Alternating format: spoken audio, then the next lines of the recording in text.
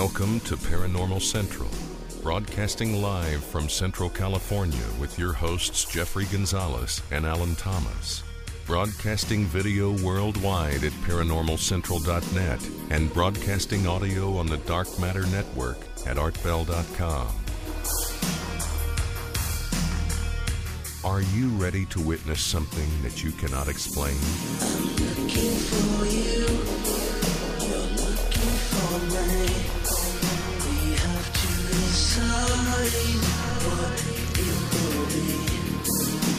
Can it be true? Can I believe the unexplained?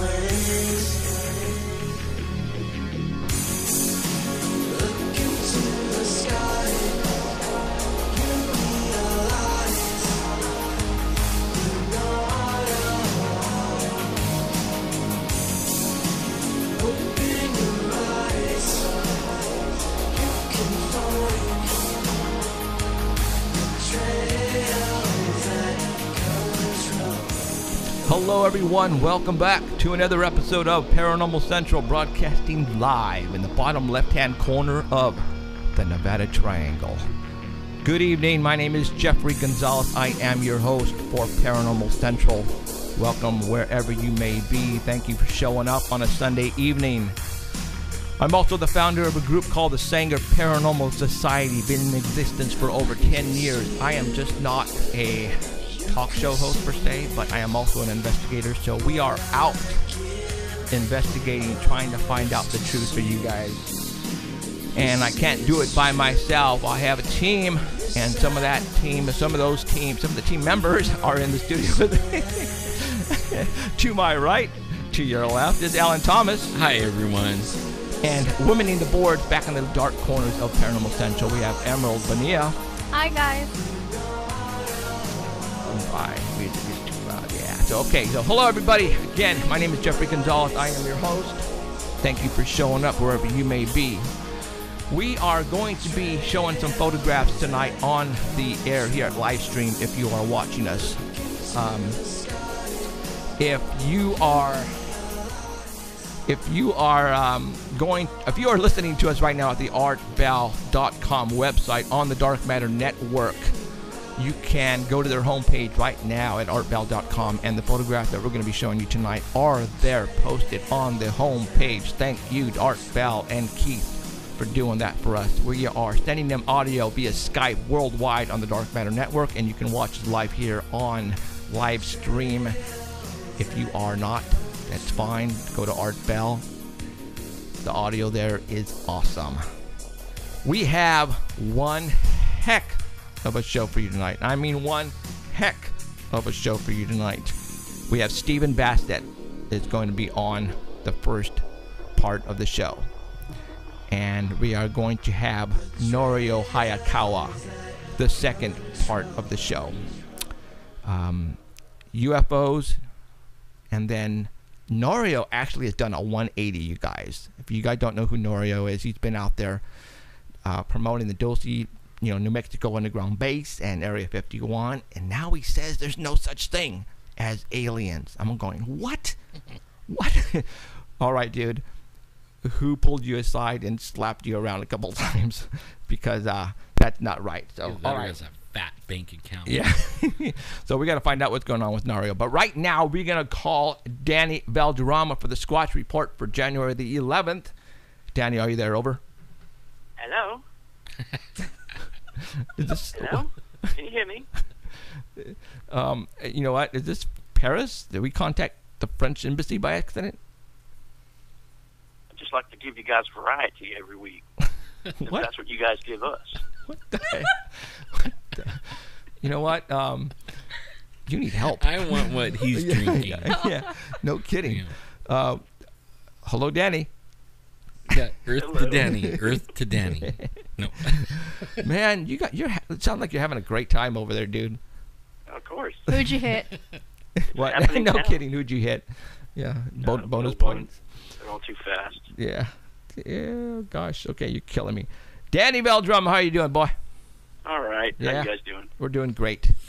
Big show today. Big show. Big. Huge. Huge. Wow. Yeah. So Okay, that's it. Danny, thank you very much. We'll Yeah. talk to you next we'll week. see ya. All right, Danny, let's go ahead. We're going to go ahead with the Squatch Report for January the 11th. You know, Danny is actually, he's getting more popular than us, guys. Yeah, I know. Yeah. You know, he's I get the getting fan mail, he's getting you know. invited now to go squatching with people in like, Idaho. Yeah. Hello, Sorry. McFly. I mean, that's what we do. I mean, how about some invites for us? You know? Yeah, or some invites to some cons. Yeah, that would be we'll cool sell- too. you know, apparently, I'm people waiting think. for VIP tickets for the Ohio Bigfoot convention thing because it's already sold out. Is it really? The tickets sold out in 12 hours. No way. Well, how many do they sell? Whoa. It was about 300 and something. Wow. And now they're selling the overflow tickets, but that's in another room. Another room. That sucks. Wow. Why do they? I mean, if they Bigger can. place. Well, it's only like 500 or 300 or something like Well, that. you said isn't it? 300. Yeah. Yeah. Yeah. I know it's not big. Man, all our good friends are over there too. Man. Oh, well. bummer. We'll just wait for the tickets, the VIP tickets. I'm just gonna go crash the party. Yeah, just show up. So, all right, let's go ahead and go with the Squatch Report for today. I'm going to go ahead and put up picture number 1 for all those who are listening to at artbell.com on the Dark Matter Network. They have them right now on the Paranormal Central link at the homepage there at artbell.com. So go over there and click on picture number 1 like I'm going to do here, and we are there, buddy. Go for it. All right. Story number 1 has 2 pictures. It's from the Squatchable page, and this was from Friday, January 9th. It comes to us from Northern California, and this is somewhere between Roseville, Grass Valley, and a town called Colfax. It was recorded by a photographer and a videographer who specializes in aerial photography using one of those quadcopters. And this is his business. He films for people. He films their orchards or pastures and makes commercials or does whatever. But that's his business. So what he did was he went out a day before he was filming something for this customer, and he was testing out his drone, scouting the area, see what he was going to include in his video and what needed to be cleaned up before they shot and stuff. And so this person's remaining anonymous because he doesn't want this to affect his business in the area. So, but while we're going up and he's going up in his video, he has a camera mounted to the bottom of the copter. So when it goes up, he can't see what the copter is filming. He has no first-person view of everything that's being filmed by this. So he has to wait for the thing to land, and then he'll take it home, and he's watching it on tape. And that's where he sees something at the top of the screen. It's walking down a trail. And it's all one solid color, and they're thinking maybe it might be a Bigfoot. So I did post the complete video on the Paranormal Central page, so it's there if you want to take a look at it. Okay. And I have the first picture of the so-called Bigfoot up right now. Yeah. I saw the video. What do you think? Well, he's claiming he didn't stage anything, and he's not working with anybody, so he didn't plant anybody back there. Okay. And it'd be pretty elaborate to plant somebody back there because in the view, this is about 400 yards away from the house that he's at. He's in the front yard, and this thing flies over the house and goes into the back forest area, and you can see a trail going down there, and this thing is on the trail. But he's saying it'd be pretty elaborate to have somebody back there and then have another person hidden somewhere telling them, okay, here it comes, walk out. And Right. so I don't know. It's one solid color. Yep. He says it is private property, and the property is fenced with barbed wire completely around it, so it'd be pretty hard for somebody to get back there. Now the question is then, what would a Bigfoot be doing inside the property line with barbed wire? But then again, we don't know the height of it because it's an aerial shot. We can't see It doesn't the. look too huge. I mean, it's not very tall, and if you can see the feet. Yeah. The feet aren't very big. And from an aerial shot, though, you just can't tell, though. That's the only problem. Yeah, and I know what you're saying. You can't tell. And it does kind of look like it's older or something because it looks like it's kind of limping or dragging its foot or something. Well, or maybe it's like walking uphill. It well, does have a weird gait to it. Okay, and we've talked about that, especially the Avocado Lake and the Patterson Gimlin film. When Bigfoots walk, the chin of the bottom part of the leg comes up higher than a normal walk. And You can't tell here though. That's the only problem. I mean, it's walking and it's right. Look like it's right leg or it's left leg. I can't tell. It's coming the arms up. aren't very long. Exactly. There is no arm swing when it walks like you usually hear. Mm-hmm. You can't see any muscle definition from the copter. It's too high up. Right. And we don't know if there's a history of sightings in the area or if the people that live there have had any strange occurrences or anything. I don't know. It could be somebody just in some kind of jogging suit they got for Christmas, and it's one color, and walking back there. I don't see anything that says it's a Bigfoot. Yeah, it's and you know, if this was, I mean, obviously the family who owned this property hired this guy. They could have easily planned it and put somebody in a suit just for the heck of it and see if the copter would catch it. Just, you know, so we don't know. You know, we don't know. So the prank could somebody be trying to claim that they faked out more Bigfoot reporters. Yeah, I mean, the prank could be on this particular guy who, you know, who owns the actual drone, but he's not given, you know, his name or anything for that reason. So, all right, well, hey, is one for the books where we say, you know, undecided? He would be the very first one to capture it with a drone, and a lot of people have tried to in an area where, you know, there's Bigfoot and they know it. Right. I mean, isn't that what Meldrum and them guys, they have that idea? The Falcon Project. Yeah, right. Float something up there. With the blimp. Yeah. That blimp, aerial blimp. So, okay, let's go to the next one. And that'll be picture number 3. And we got another Bigfoot photo here. Go for it. Yeah, this one has 2 pictures. One's further back and the other one's a close-up of it. This is from the Bigfoot Project.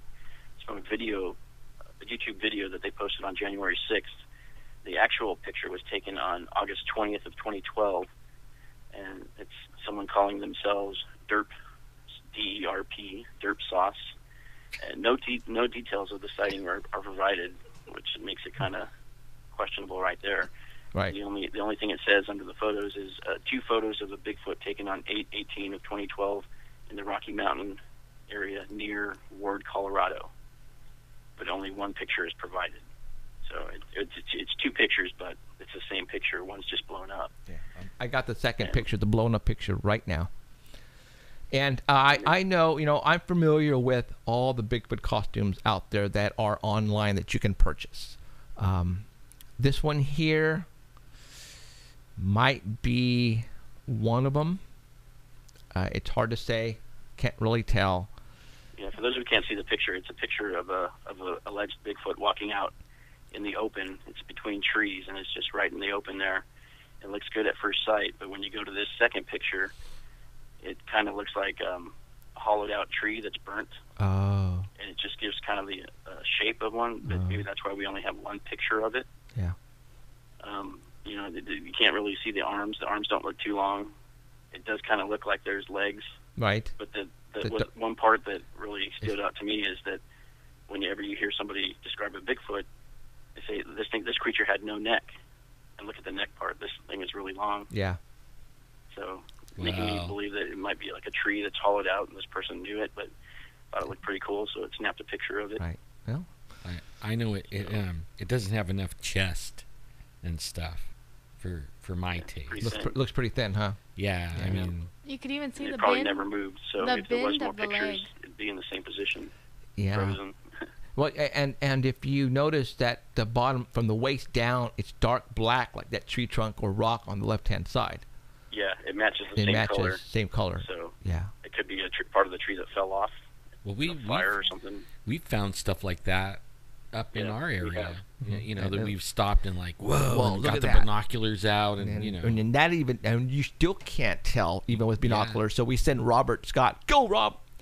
Yeah, we do. To go investigate it, and because if it is a Bigfoot, then they'll kill him first, and we'll run. And we can get a video of it. We'll get a video of it. Get a video of it tearing Robert up. You hear that, Robert? Poor Robert. He'd willingly go anyway. Heck, he'll take his, like, "It he'll won't take his kill me. knife out. I'll kiss it. I'll kill it with my knife. Oh my I'll God. play my guitar. Hey. Oh God. We love you, Robert. We're not making fun of you, dude. You know, you're a part of the team. So, Heck all right. yeah. Okay. And Gotta go footing for soon, those who buddy. don't know who Robert Scott is, he's part of the team. And if you heard the audio of the roars, he's the one that goes, "Did you beep and hear that?" He's the one that's bleeped out. Yeah, beep. What the beep was that? Okay, next picture, next story. All right, so this one's from Yanko Designs. It's got 4 pictures to it, and it's a new tent, unlike no other. Might be good for squatching. Right. Is it real? No, it's not real, not yet anyways. It's designed by Sungha Lim, Hyun Muk Lin, and Han Kim. And I don't know if this was a contest or something to design something pretty outrageous out there for camping, but they don't like going camping and having to spend a lot of time setting up a tent and trying to figure out how to do it. Right. So what they did was they designed their own tent, and they called it the Camping Donut. They said it's an effortless camping tent, and to save time and energy setting up your camp. And it's supposed to foster community living while promoting individual space, along with easy setup. So, you can when you go to the next picture, you can set this thing up in different ways. It's sold in a 3-pack kind of. It comes with two sleeping rooms and then 1 living room. So the living rooms have doors on them, and the 2 areas where you sleep have windows. So you can put windows on each side, and then the living room in the middle where you guys can meet. It sleeps about 2 to 4 people. And if you go to the next picture, you can see all the different configurations that you can actually put this into. And it's pretty well thought out. You can put it into an I shape with 3 of them just going straight. Or if there's heavy wind, you can put them into a C shape to block the wind, and then you can still have a fire that won't go out because of the wind. What's the material made out of? We're still trying to figure out because this is just a prototype, so we don't know. It doesn't list what the material is made out of. And if you look at one of the pictures there, you can see it looks like it's floating off the ground. So apparently they don't like to sleep on the ground either.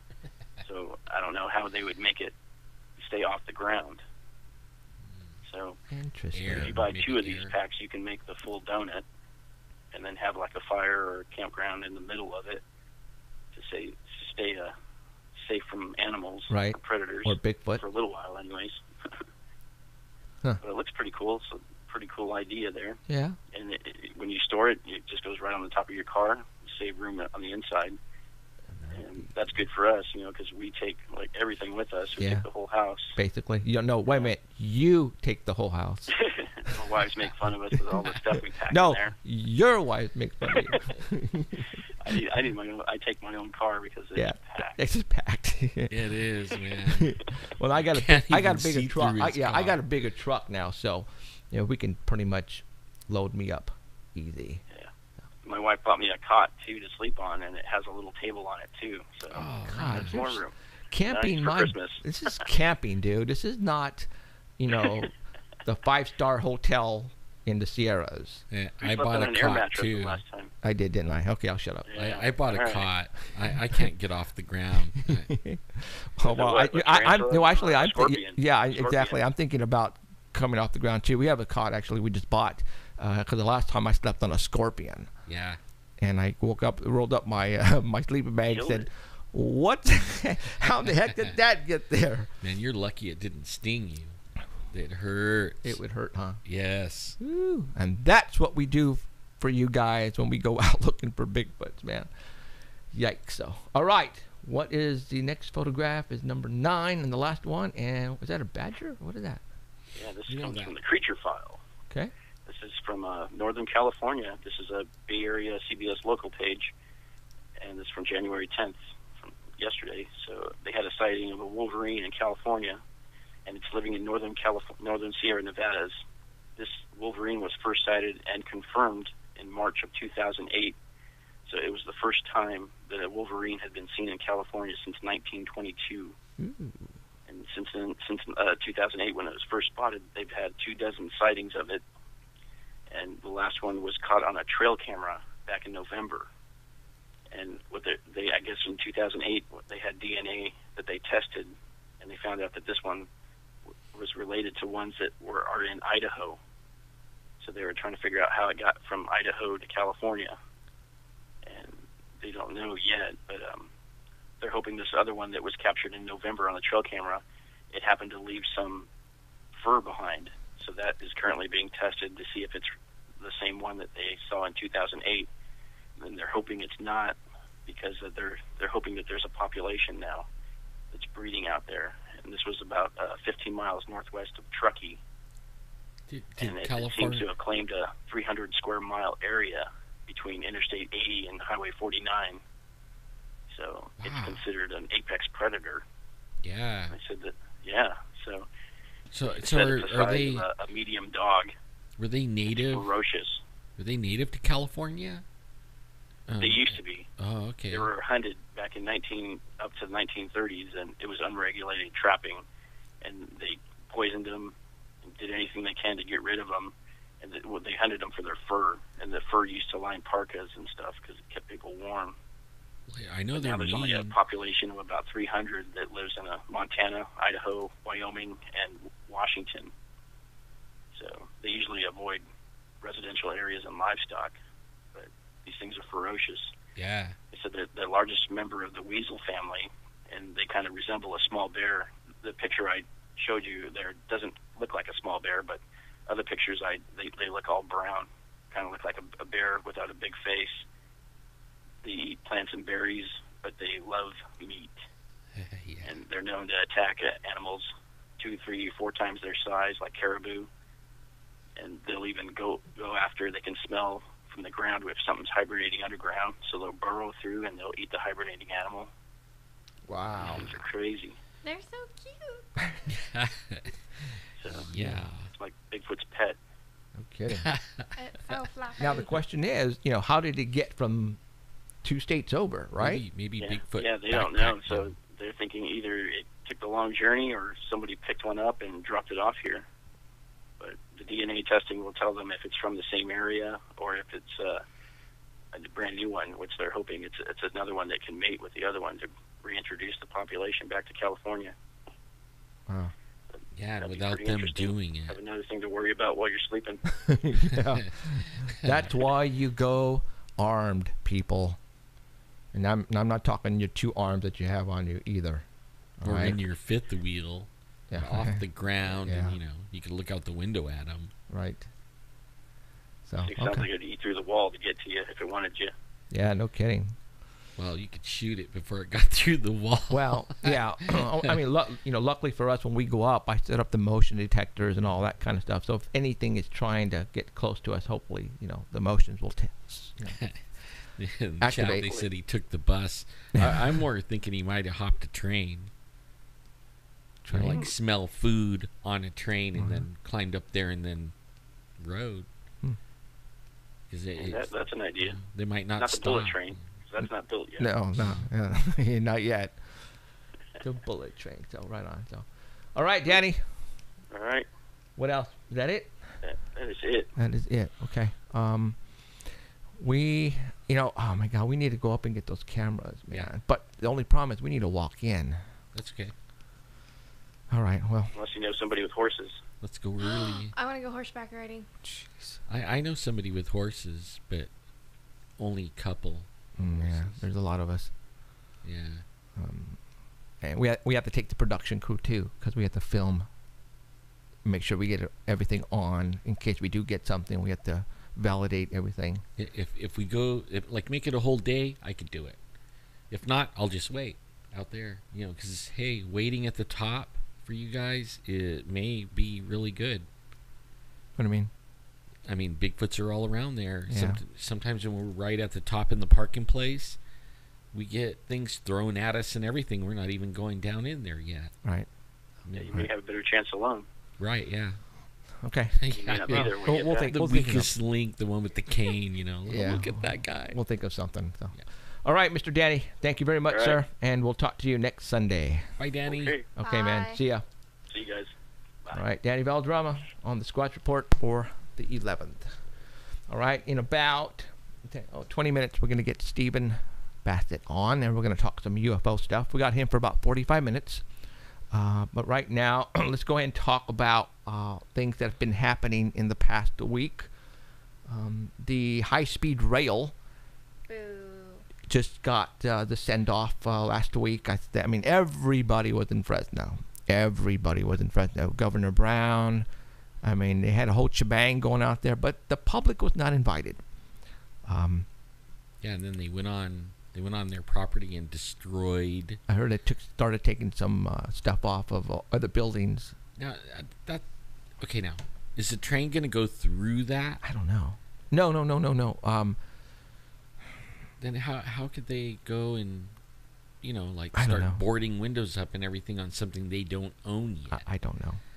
That had me. Eminent domain, I guess. I don't know what's going on there. But Kathy was out there from the China tunnels out there with their signs and stuff. Now, we had another guy out there as well.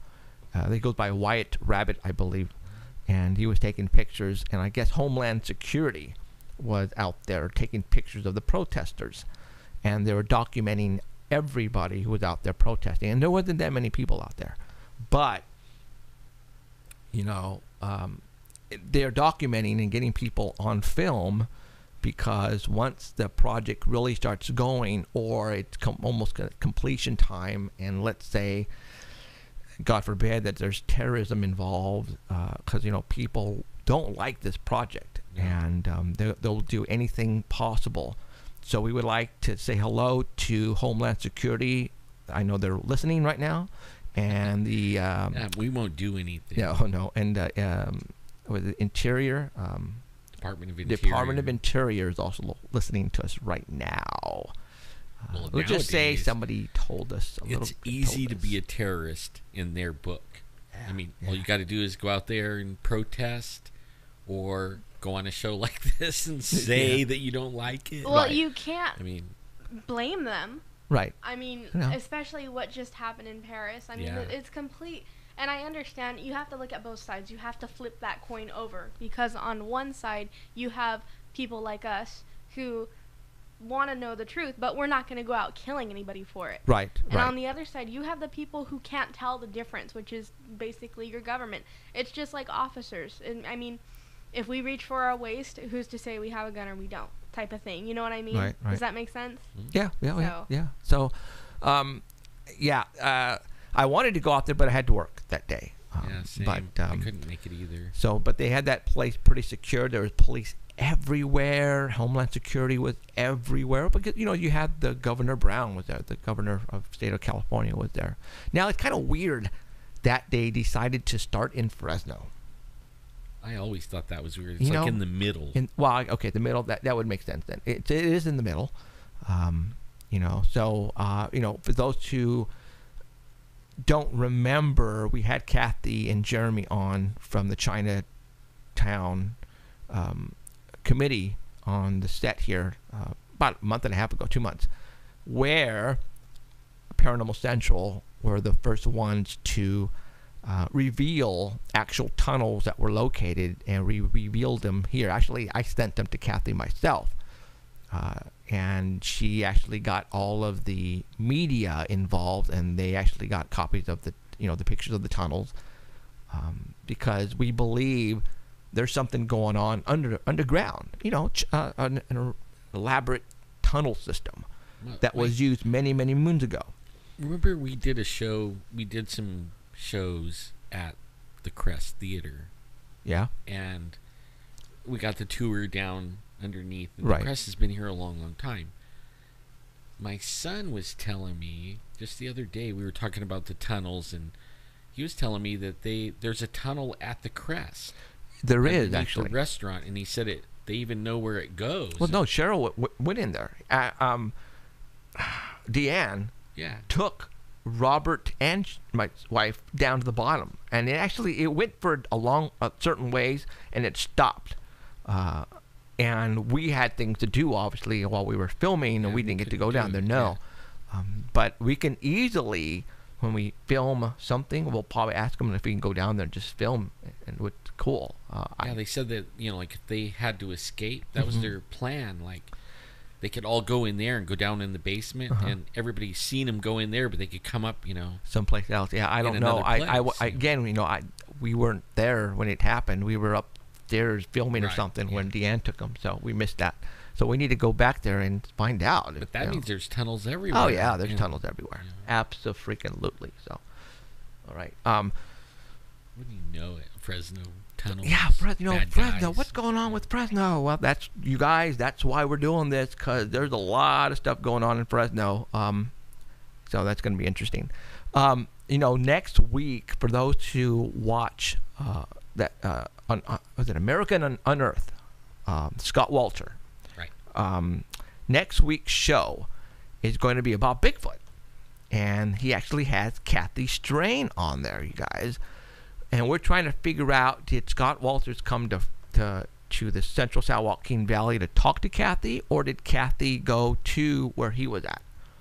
You know what I'm saying? Like you said, Oklahoma or wherever. Because, we had Kathy Strain on here. To her place. Her place in Oklahoma, Yeah. I believe. Remember, she was saying they're gonna shoot one. Yeah, they're going to shoot one, yeah. Yeah. Kathy Strain's an archaeologist. She works for the government, guys, all right? She came on our show and pretty much said, yes, they do exist. And in order to verify the existence of a Bigfoot, we have to kill one. And her story, when we had her on this show, she was really close on bagging one. And they saw some. They saw a couple of them, actually, when they went to this location in Oklahoma that they were invited to. She was this close to shooting one. And she carries a weapon on her, just like everybody else. Why? Because these things are dangerous. All right? They are not to be taken lightly. All right? People are going missing. You guys need to be very careful. And that's what I mean, like the Department of the Interior and, the Department of Forestry, Land Management, all those work under the Department of Interior. Right. And when we were at the meeting, a couple of months ago, 3 months ago, well, actually a long time ago, huh? Like last year. I think it was this summer. The past summer, right? Yeah. Okay. And, Last year. it was last year. And, the guy was talking, said, you know what, we get our, we don't call the shots. Right. The Department of Forestry has somebody else calling the shots, and that's the Department of Interior. And I heard, I, as a investigator, and what we do here is I listen to other shows as well, guys. I listen to other shows. I try to keep up on what's going on. And there's a lot of good shows out there, all right? So I listen to other shows, and it looks like the Department of the Interior is what's handling the Bigfoot crisis right now. Homeland Security, those guys. They're keeping it under wraps. Why? Because, what I think David Paulides has pretty much hit it on. These missing people are going missing, and I think it's because of the Bigfoots, all right? At least some of them are. Yeah, most of them are. And I think from what I heard is our military, they actually have certain groups in the military that are on call, that if they know of a rogue Bigfoot or a very mean one that's doing some damage not only to people but to property, they go in and take it out. Okay, so which kind of north of Fresno, the levee, the helicopters. Remember, I came up with this idea 2 years ago, maybe, saying I think the Bigfoots are coming down to the levee or around that area, and the choppers or the Army helicopter Blackhawks out of the Fresno Air Terminal are taking off, and they know when they're around. How? I don't know, but they do, and they go down and either they scoop them up, shoot them, whatever, and take them out of here, because they're coming down here very close. Just like somebody brought up on Facebook the picture of the so-called Bigfoot at Avocado Lake. All right, that's come up again. And for those who don't know, a picture was taken of I'm going to say just object right now. And Adrian Ramirez actually came up and said, you know what, that doesn't look like Avocado Lake. It looks like the river behind Avocado Lake. And why he mentioned that is because of the rocks, the stones, what do you call them, beach rocks or? River rock. River rocks, thank you. River rocks. How you could tell that's where it was walking on, the river rocks. And those river rocks are on the river of Kings River. And then we were talking about it even more and getting into it in detail, that whoever took this photograph took it perfectly, because you can see it walking and it's one of its legs lifting up at a certain degree angle. And I went, that is probably one of the best photographs, because for those who don't know anything about Bigfoot, if you look at the Patterson-Gimlin film, when Patty is walking, her legs come up. You know, when people walk, we walk like this, right? But for some reason, Patty lifts up her back leg, and I wish I could show you, but it lifts up her leg like this and foot and plants it. All right, and it so happens that I don't want to say most, but a lot of these photographs that are coming in that people are getting, they're analyzing the way it's walking, and that's how you can figure out if it's legit or not. Now, this picture at Avocado Lake, it so happened that whoever took this photograph got its back leg coming up at I believe it's a 72-degree angle. People walk at a 52-degree, if I'm not mistaken. I have to go back and look at that. But it brings up his foot high when it comes down. Now, this object at Avocado Lake at the river, it's walking on these rocks. Now, how many of you have ever went to the river and walked on these rocks? You know, you are looking at the ground and you're trying to find a location to place your foot so you don't slip. And instead of bringing up your feet, because that's only when you're walking at a fast pace, it's when you lift up your foot. But if you're going to walk on these river rocks, you're like taking your time, and you're not walking, you're stepping. All right? So think about that on this particular picture. This object, and I'm going to say, I don't think it's a person, is walking very fast because it's lifting its leg. Bam! That tells you right there, wait a minute, I don't think it's a person. And plus it's big. It's big. Like it's wearing a coat. Right. Like it's huge and up here. That's what did it for me. I didn't even have to see the legs. Now, people are going, well, maybe the person who took this picture and the person in this Bigfoot, costume or whatever, the Avocado Lake, guys, is east of Fresno, somewhere like in Centerville area, Minkler, in the middle of nowhere. Not that many people in this area know about Bigfoot. And what I mean by that is, I don't think anybody would know what we know about the lifting of the leg to go and hoax it. I don't think they would. I mean, if they were going to hoax it, it would probably be somebody maybe who is in Washington or know a lot about Bigfoot. Well, I think when the guy that figured that out, right, when he came out with that was after the picture was taken. So even nobody knew to go pose somebody with that angle of a leg. Right. You know what I mean? Nobody. Right. In fact, that same guy, he did a thing where he was measuring shoulder, like arm length and leg length. And the ratios. And if they fit in a certain ratio, they're human. Right. Always, no matter how tall or short. And Bigfoot's, if they fit in another ratio where their arms and legs are almost the same length. Yeah. Yes. And that's another way they can figure out if somebody's hoaxing it, because you can't even get in a suit and make your arms and legs, longer. It has to fit to where you can walk and stuff like that. Right. And that's why, Bigfoots have long arms, and they can tell also that way. But for those who don't know what we're talking about on the Bigfoot photograph, it has been placed on my wall again. And if you're not a friend of anyone's on Facebook, you can be a friend on my wall. It's Jeffrey Gonzalez. Or we have a like page that Danny Valdrama pretty much takes care of, and that is the Paranormal Central like page on Facebook. And then we have Alan Thomas's wall, which is Sasquatchin.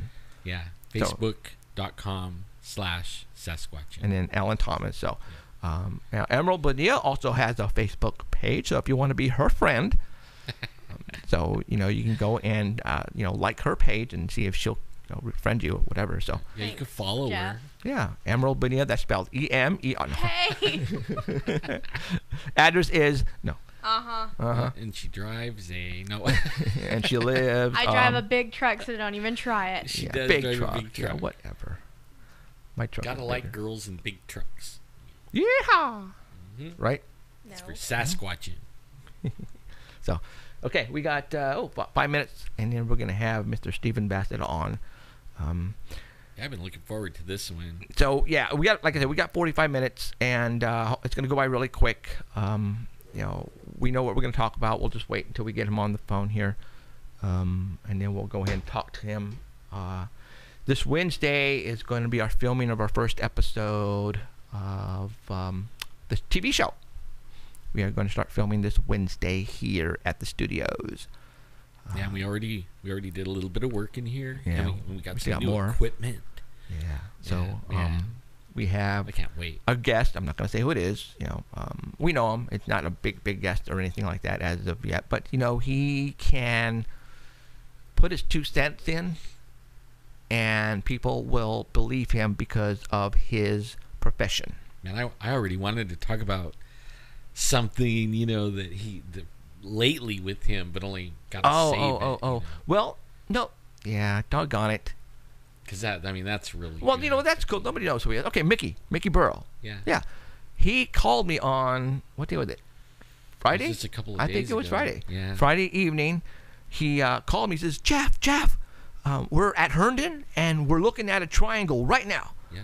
And I'm all, what? And I'm going, yes, we're looking at a triangle. Now, for those who don't know who Mickey Burrow is, he is a forensic expert with one of the law offices, not law offices, let's just say law enforcement. Thank you. I'm not going to tell you which one, but a lot of people know who he is. He is a guy who drives around the white van when somebody gets killed or there's a murder or a massive robbery. He goes, takes fingerprints, he takes pictures, he analyzes the information, gets ready for evidence. He's the guy that collected the DNA from the windows for our that we got up at the spot. Bigfoot looked in the window and smeared around on it. We had Mickey, collect the evidence. So that makes me feel better when people say, "Oh, you're hoaxing that." It's like, no. Mickey Burrow collected it. No, what's the matter? You can go ahead and tell him to call in if you want. Are you getting messages? Is that from Stephen Bassett? No. I don't think so. I sent you the name in the main message. Right. Is it from our guy in Texas? I don't know. I don't think it's David Bassett's people. We can't have whoever it is, unfortunately, right now. Yeah. Yeah. Unfortunately. Nah, we're not going to have... Once these guys get on, it's going to be good. I'm excited. Really good. Me too. So, he should be calling in soon. Yeah. Exactly. Probably right now or within the minute. So we're just going to stick around and wait for Mr. Steven. Yeah, and I told him to call me on this number. And, he wanted to call in on Skype, but right now we're sending Skype to Art Bell, the audio. And, the main computer system that we have, we are using that for live stream. And you guys should be noticing a better signal on live stream. I'm already noticing it on the iPad right here. We're shooting at the highest setting. What's the prefix of that phone number that I just texted you at? Lodi. Oh, no, not him. We're shooting. Maybe that's Kathy Strang. No. This is the she's up that way. This is the what's his name? The officer, the sergeant, that we met at SatCon. Yeah. Yeah, I'm pretty sure that's him. But we never, inked anything about today. Oh. So unfortunately, maybe we talked about something and he's listening and wanted to put in. Yeah, unfortunately now we have somebody major coming on. Yeah, man, you guys should be loving the signal. Even our audio is coming out HD, high definition audio. high definition video. Hopefully, he should be calling out because he I'm really happy, man. I messed around with this, getting it all ready. It took me like 2 days to get this all fixed up so that we could have like high def audio and high def video. And, yeah. But only like he said, you know, we were gonna Skype Steve Bassett. Only we're flat out sending such a huge amount of internet packet that we're slamming what broadband we have. We can't. Mr. Stephen Bassett, are you there? I certainly am. Hi, how's it going? It's going. Can you hear us all right? Yeah, I'm going to turn the volume up on that just a little bit. No problem. Yeah, I can hear you just great. Awesome. Cool. Well, thank you very much, sir, for coming on the show, sir. My name is Jeffrey Gonzalez, and we have Alan Thomas here. Howdy.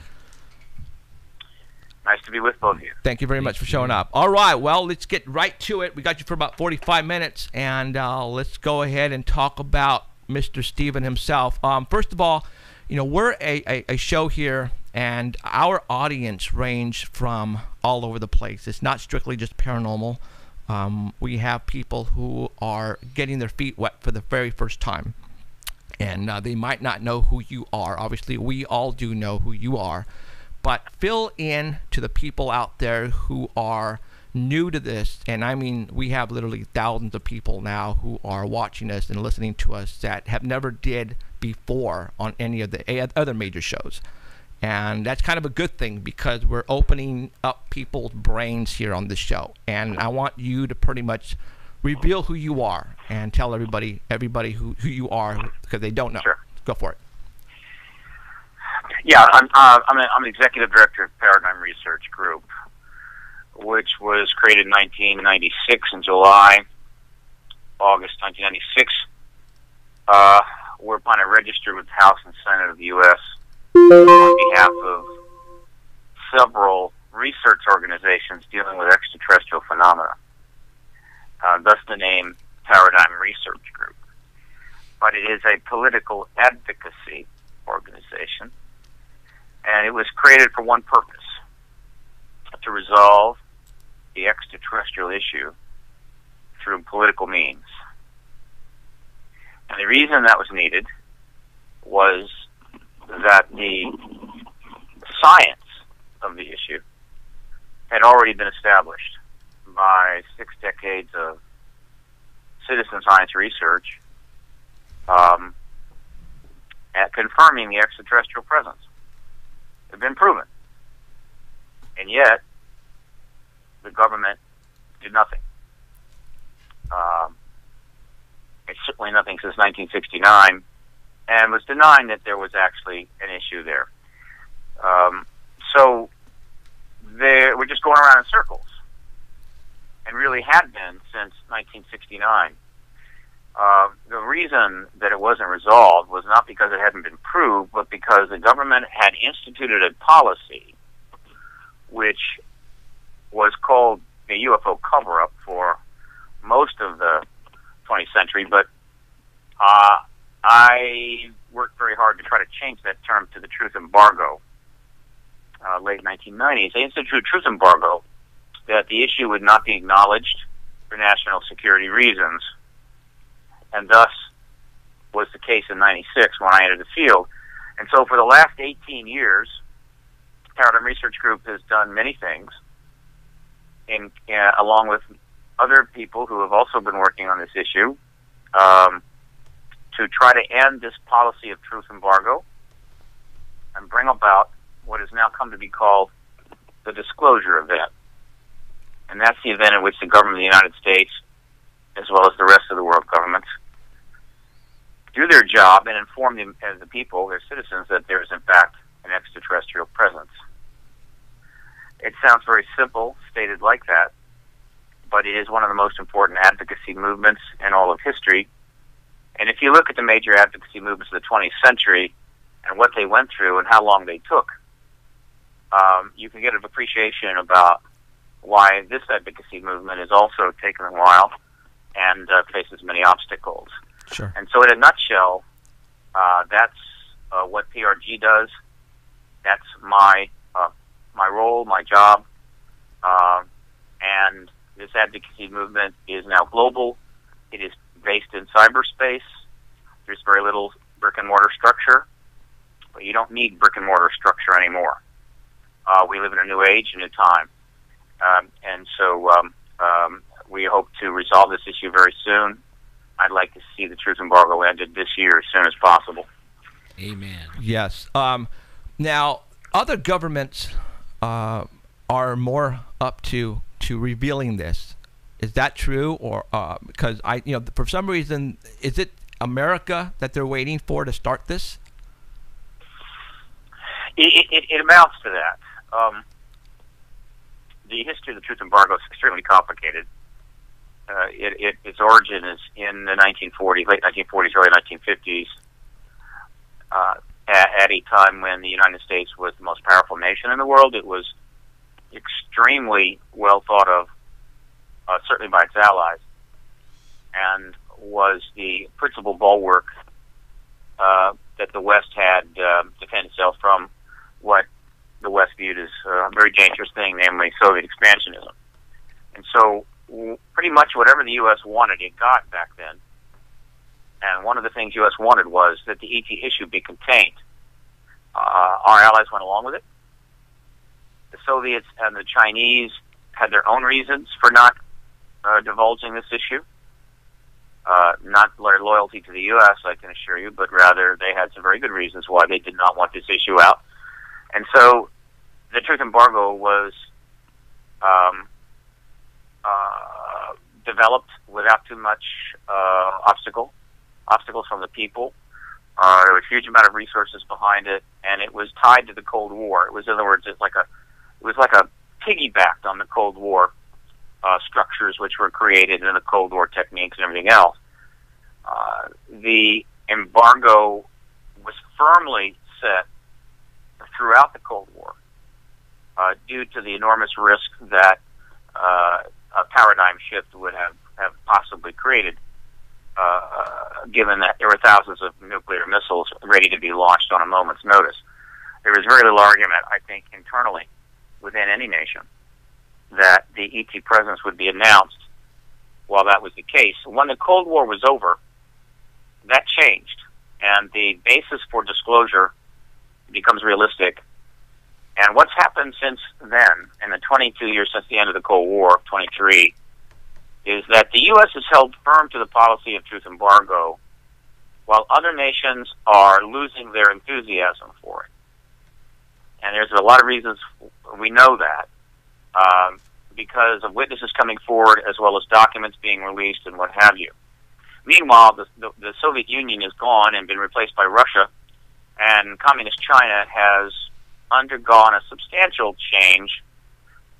It's not nearly the completely dominating control state that it used to be. And so as of 2015, the U.S. is remaining firm on the truth embargo, but other nations are breaking away from it, and that is just one more reason why the truth embargo's days are probably numbered. The question now is who goes first, which nation makes the first move. Now, I think, over the years, there have been statements of captured alien craft, and I think it's all about technology. The one that has the most, it's about power, technology. I think, the United States of America, I mean, look where we're at now. Look at the technology that we have. Where did all this come from? Why would the United States want to give that up? And I think that's what's holding this whole process up. I believe. I believe that we have been visited since the day the Earth was, forever. I believe we're not alone. It's as simple as that. How can we be the only ones out there? There's just absolutely no way. Right. There's absolutely no way. And my feeling is that why would the United States want to give up? Because once they say, okay, they are real, we have been working with these alien species. I know who knows how many, and there are, and at this point in time, underground, wherever, and the technology that we're getting from them, once that comes to disclosure, the other countries, I think, are going to freak out. And that's why I believe the other countries want this to happen now, because of our technology. Well, if you're trying to make the point that there are reasons why the U.S. government, by elements within the government, would prefer that disclosure not happen now, I'm sure there are. Right. On the other hand, I think there are elements within the U.S. government that favor disclosure now. Okay. It might even be 50-50. Yeah. Inside. So there's reasons both ways. Right. And one can bring those up, but ultimately, disclosure will take place as the consequence of many factors operating within the world. It's an extremely complex equation. Yes. But to use the analogy, which I often use, you can be assured that the Communist Party and the Soviet ruling class had many reasons why they did not want to see the Soviet Union broken up into 14 republics, or rather lose 14 republics to independent nation status, and see their party outlawed on Christmas Day of 1992. I think we can safely say that the southern states, at least the leadership and the governors of the southern states, had many reasons why they did not want to see a Civil Rights Act passed or a Voting Rights Act passed. There were many people, mostly men in the United States, who didn't want to see women have the right to vote. They had lots of reasons for that, but all of those things took place. All of those things happened. And disclosure will happen as well, despite the list of reasons why some would prefer it didn't.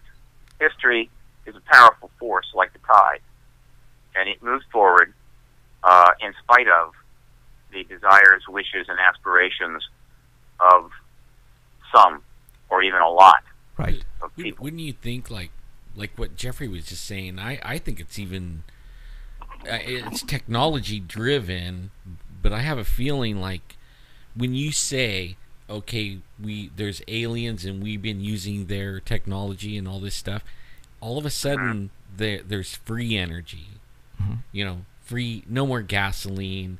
That, I think that's where the big rub is money. The money. Right.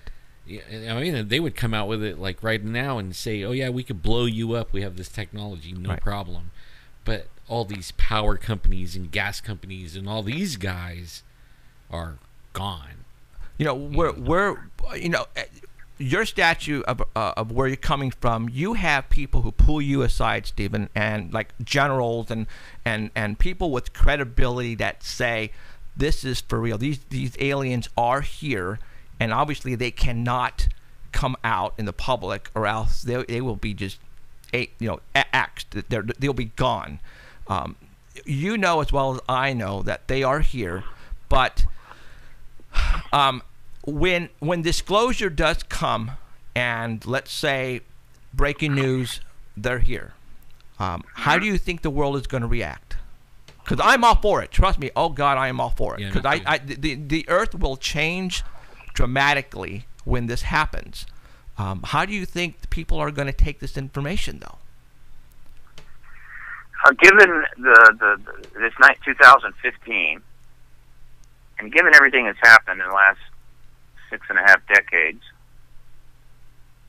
I feel pretty strongly that the reaction of the global population, in other words, the citizens of the approximately 200 nations, will be considerably more positive, considerably more enthusiastic, considerably more inspired than the reactions that people are having to have now to endless terrorism, multiple wars, genocides, beheadings, environmental destruction, massive currency collapses, economic collapses, cure for cancer, and all other manner of human behavior. Mm-hmm.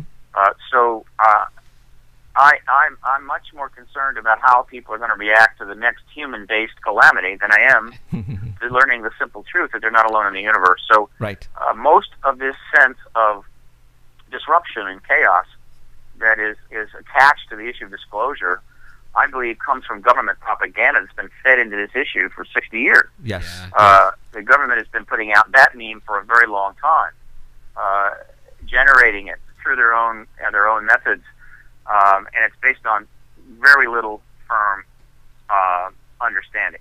I would accept that had the Roswell event triggered disclosure, which it almost did, right, that it would have been a little bit more, how would you say, of a challenge for the people living in America in 1947 and in Europe in 1947 than perhaps now. However, those people at that time had just gone through 5 years of the worst war in human history and had experienced just about the worst that you could possibly imagine of human behavior and somehow managed to go on. So I happen to believe that we would have been far better off today if Roswell had not issued that second press release, or at least rather General Ramey had not issued that second press release in time, and the media had gotten to Roswell and started interviewing the hundreds of witnesses that were available to talk about what took place. In which case, the ET issue would have been out. We would be far better off, but we will never know that. So again, I'm just trying to make the point that most of this fear of the reaction to disclosure is, I think, misplaced. I agree. And you know what? I think full disclosure is definitely coming up here pretty soon, and I'm going to tell you why. And like you said, there are people who want the disclosure to happen, and there are people who do not want the disclosure to happen.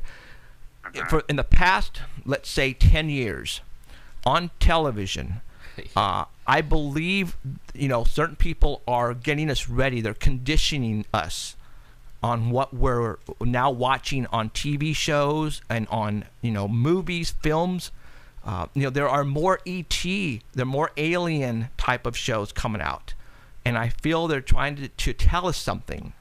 They're conditioning us. They're conditioning us. So when we finally meet the gray, like for example Paul, no, they're not going to freak out as much as like you said in 1947. I think people would have freaked out way more than now because they're trying to condition us. And like you said, some people in Hollywood, there's some in there that want to give us some information. I think they're feeding it to us.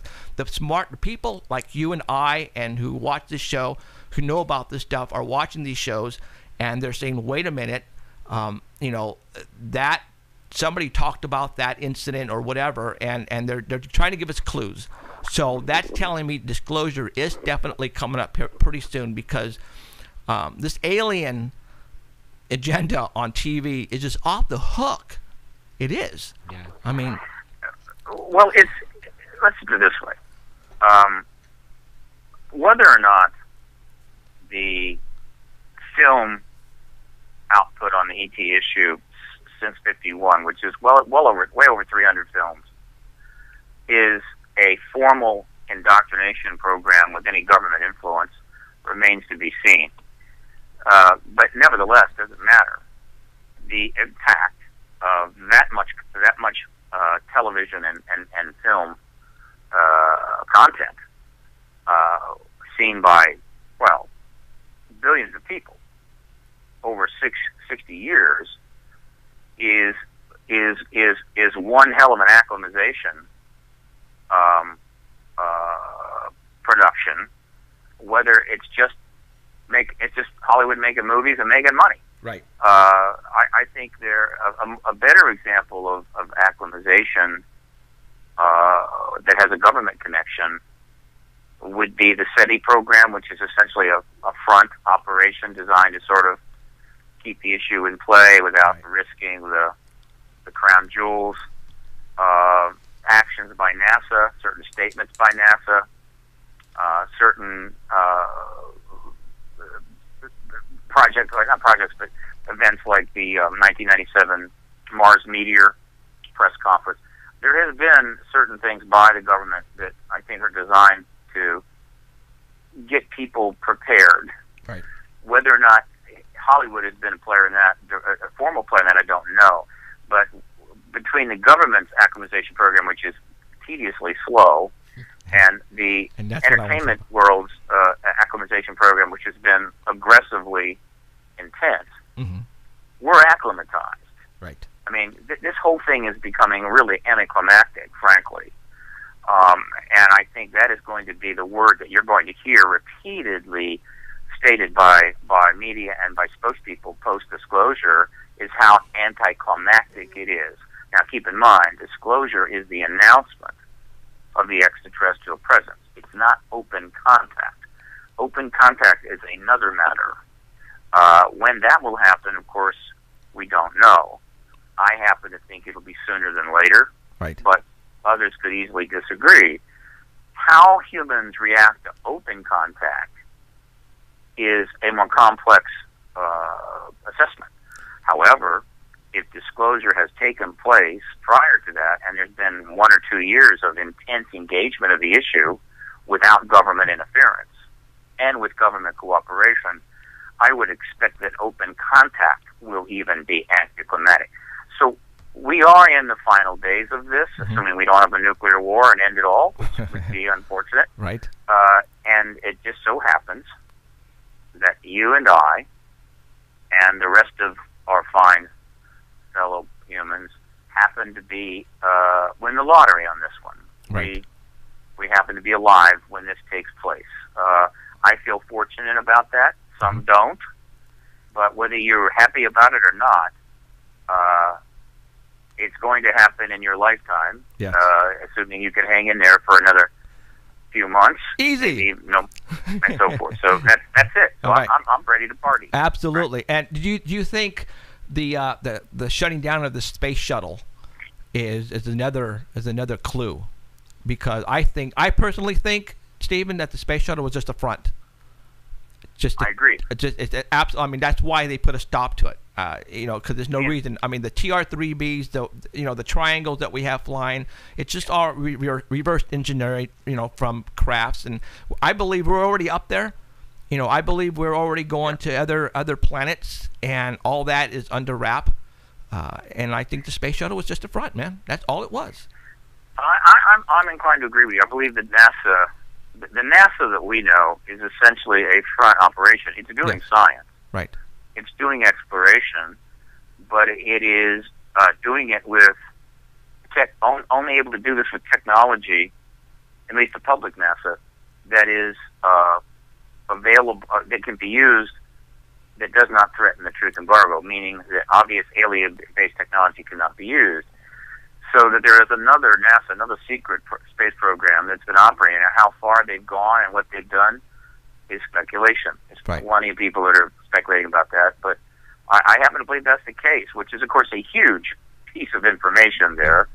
And when you look at the history of NASA and you examine it with some depth, this is not a hard conclusion to arrive at.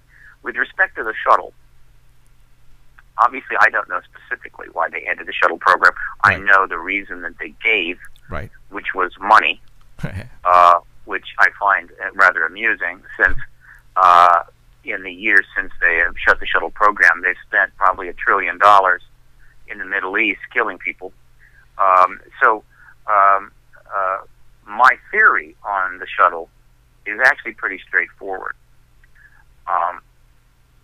Knowing that the truth embargo's days are very numbered, knowing that once the truth embargo ends, immediate questions are going to arise about the technology, and that it's going to be very difficult for them to hold those questions off. Right. I think they're going to be forced to address it pretty quickly. And so X number of days after the truth embargo ends, it's going to be revealed that we've had alien-derived technologies, extraterrestrial-derived technologies, well developed for many years. And then there's going to be an immediate question, do you have anti-gravitic drive, and when did you get it? And after that is, question is, well, if we had integrated technology, why were we using shuttles? They were dangerous, and 14 astronauts died. Exactly. And the answer to that is going to be a very, very tough few minutes. So, knowing this is coming, any sane person who was responsible for NASA's public relations and NASA's future would conclude that it would be a huge mistake if on the day that a disclosure takes place, they are still sending people into space on those shuttles. Right. And that the longer those shuttles have been mothballed, the easier it will be to apologize and deal with the public relations problem in the disclosure world, post-disclosure world. And as things were going, they could not be certain when that would happen because there were too many other nations now in a potential position to disclose. And so they put that shuttle program down. And one of the tests of how important it was to shut that program down, and money was not the reason, that's just absolute nonsense, is that by shutting down the shuttle program, they were forced to use Russian space vehicles in order to supply the International Space Station. And so they were willing to suffer the, public relations hit of having to go to Vladimir Putin for permission to send our fruits and vegetables up to the space station, which we helped build. That had to be a very difficult pill to swallow, but they had to swallow that pill because the public relations problems they would have faced had they been operating that shuttle on the day disclosure were far, far worse. And so that's just a taste of the dilemma and the problems that the government, elements of the government dealing with this issue, are having to face as we move to disclosure. It is a tough deal for them. I'm not unsympathetic, but ultimately it's just too bad. Right. They're going to have to pay the piper. They're going to have to deal with it. And using the same route as knowing the space shuttle, it's gone now. Let's go with technology. Let's go with medicine. Let's say that within the year they come out and say we found the cure for certain types of cancers. All right, because I believe when disclosure comes, about that the alien technology, not only in technology itself but medicine, that they probably, I think to this day our government has the cure for cancers and all that because of alien, contact, and I think that using the whole getting rid of the space shuttle thing, that within the year, I think they're going to come out with cures because when the disclosure comes out and says, we have we've been in contact with these aliens, they have given us the cures for certain diseases. And I think you're getting a little ahead of yourself there. You're in shakier ground. I understand your enthusiasm for that idea, but let me try to put it in perspective. We have clear evidence that the U.S. government has had in its possession crash vehicles, right? Which they have invested vast sums of money in studying and reverse engineering, and ultimately creating our own version of these vehicles. Right. Of course, they would have studied the energy systems at great length, though it's a little harder to assess to what degree they have re-engineered and used those energy systems. We do not have clear evidence at this point that there is any formal cooperation between the U.S. government and extraterrestrials or any kind of technology swaps. Okay. This is primarily speculation. And even if there was formal, some sort of formalities between us and extraterrestrials, that doesn't mean that we have gotten anything from them. other than the crash vehicles we got in the early days. So I have no thought, I have no expectations of, quote, technologies in the government's hands beyond what they could have re-engineered from crash vehicles or developed on their own using their own scientists operating in government-secured hidden laboratories. I think everybody understands that the government has more advanced science in their facilities, their secret facilities, that are fully available up here above ground. A lot of Americans don't care. Increasingly, a lot of Americans do care because we're facing enormous problems, and that technology could be useful, but the secret world has a couple of key agendas. One is remaining as secret as it can, as long as it can, and two is getting as big as it can. And so this is a major problem for us. Now, having said that, we can throw in one more possibility here, which is non-trivial, and that is under the scenario that I was describing earlier. If disclosure is in fact a precursor to open contact, meaning that once we've gotten used to that, used to disclosure, and once we have, how would you say, gone through a fairly intense learning curve, open contact becomes anticlimactic too. Now, open contact is another matter altogether. If we are in open contact with extraterrestrials, then the potential for technology exchange would logically be much greater. Okay, what kind of technologies, what might we get? Would the extraterrestrials give us incredibly destructive technologies that would allow us to blow ourselves up even quicker? Probably not. Would they have technologies that could be helpful to us? Probably so. What evidence do we have about the kind of tech they may have? Well, that's when things get really interesting. Because one of the most important bodies of evidence related to this issue is the reports that have been submitted to researchers, almost all of them privately, without any expectations of money or fame or anything else, from contactees around the world. These reports, these written accounts, are now in the many hundreds of thousands and very possibly exceed 1 million. And these reports have been looked at. Thousands of contactees have been personally engaged, studied. Memories have been reclaimed, written about. And one of the most important things we have learned from the contactee evidence is that one of the primary activities of extraterrestrials on this planet is genetic work at the highest level. And when you study the contactee reports, you quickly ascertain that extraterrestrials are the masters of genetic science. Now, we're not doing too bad ourselves. Given that 20 years ago, people were riding horses and moving around in horses and buggies, and just 90 years later, humans mapped the human genome and have now mapped the genome of other animals and developing techniques to do DNA analysis in a matter of minutes or hours in some cases.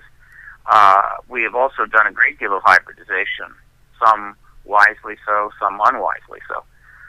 So let's imagine where we would be 500 years from now. So consequently, the extraterrestrials show every indication of being hundreds, perhaps thousands of years ahead of humans in their ability to deal with genetics.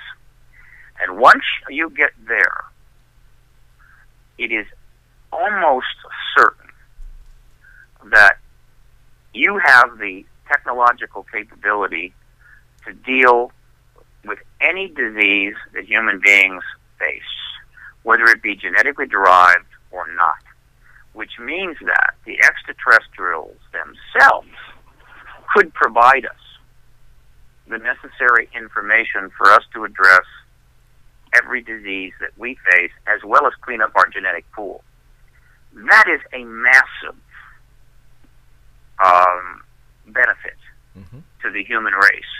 And the question is, would they do that? Would we get that technology in a post-contact world? Now, if you're a pharmaceutical corporation making money from human misery, you're probably not enthusiastic about that. Fortunately, pharmaceutical CEOs and stockholders are not the ones working on this issue and making that decision within the national security structures. So the point here is this.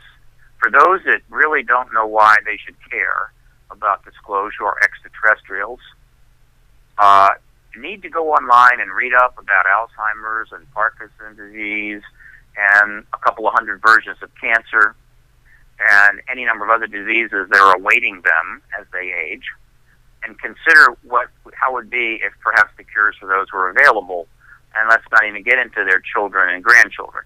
And so that's the kind of stuff that's at stake here. Yes. As this advocacy movement moves forward, at the same time the United States government, in all its infinite wisdom, has stated without equivocation, there are no extraterrestrials or any evidence for extraterrestrials anywhere at all. Even when their own astronaut comes out and says there are, you know.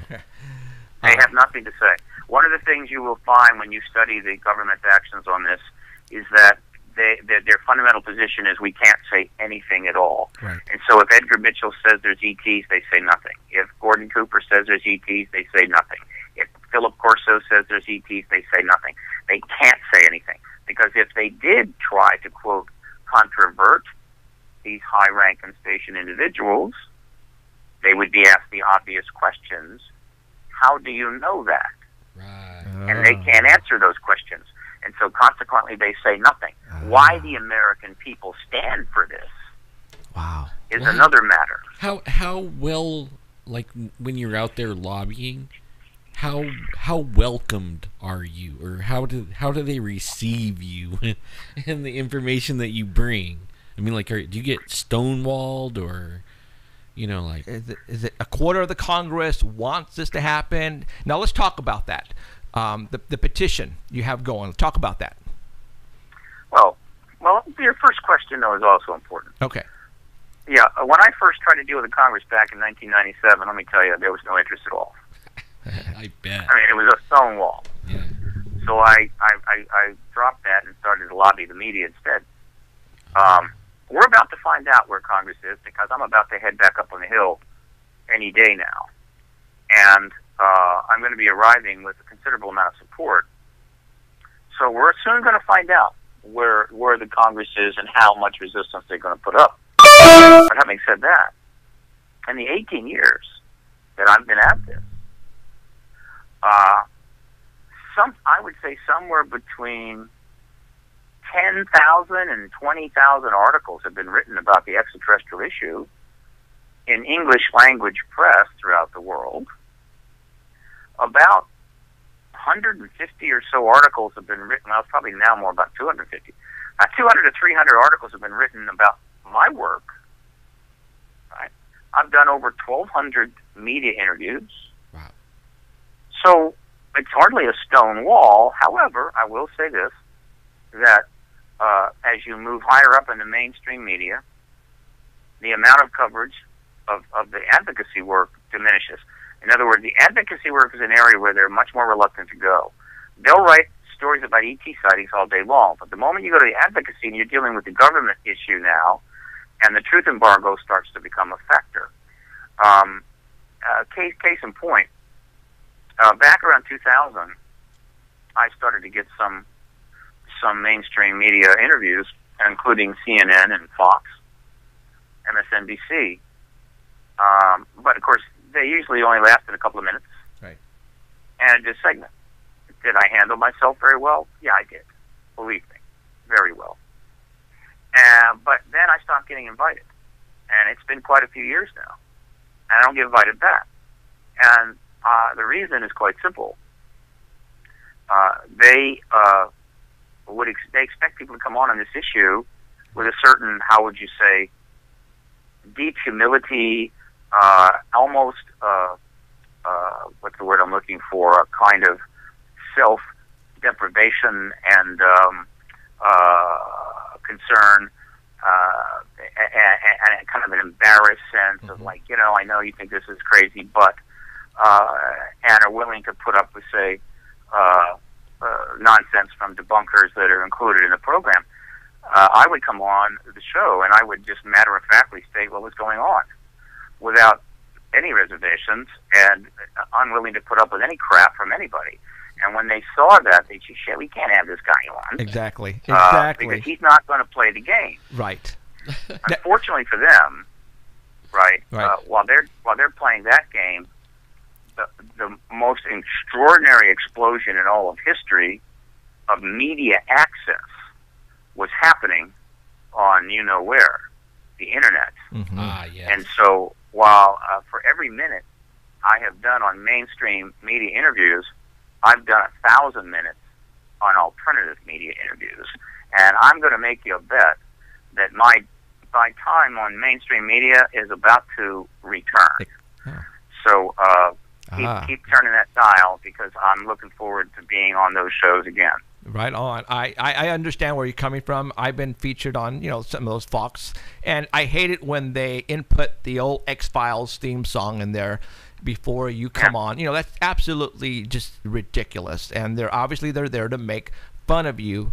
But like you said, when you go up there, give them facts and lay it on them hard, then they say, "Oh crap."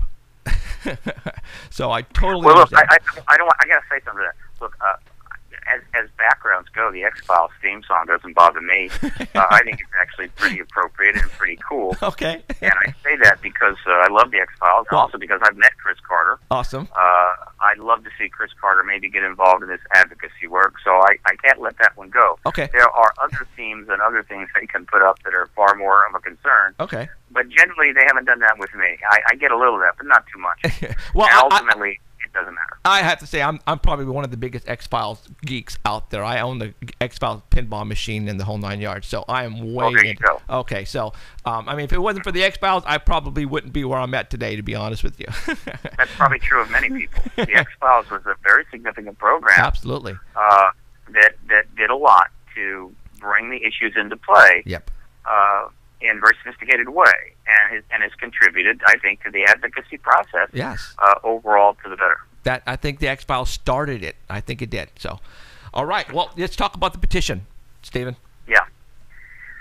Okay. Well, look, as it happens, and one of the reasons I'm on your show, I've done nearly 50 hours of media interviews since November the 5th. Might even be more.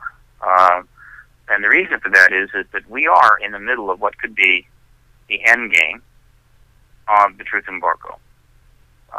It's had a 68-year run, had a good run. It's time for it to retire. Yes. Now people say, yeah, we've been hearing that for a long time. Yeah, it's always going to end, but it never does. I understand that. But this is serious. This may be it.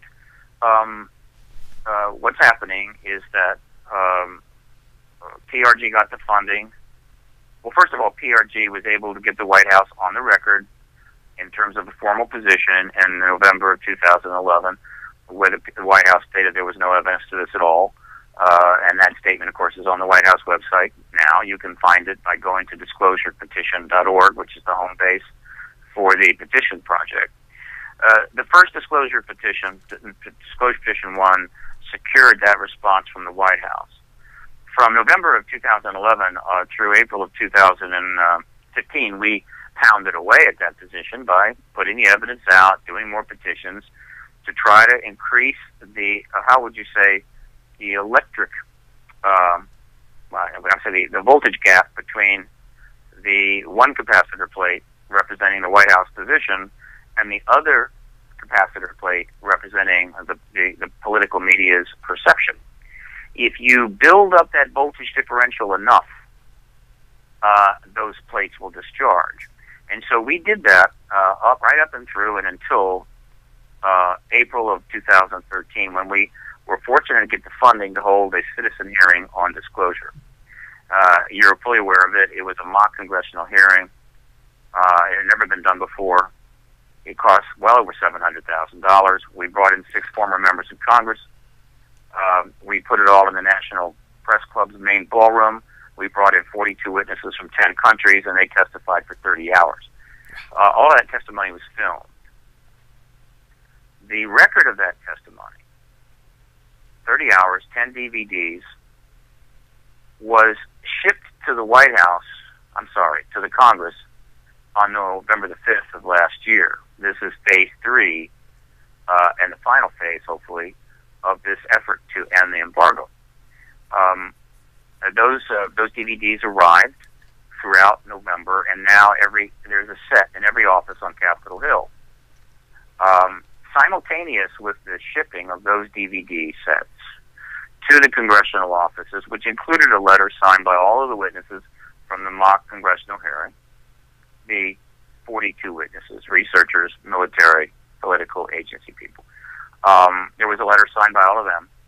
At the same time, a social media campaign was launched on November the 5th, which is something we couldn't do in 1995.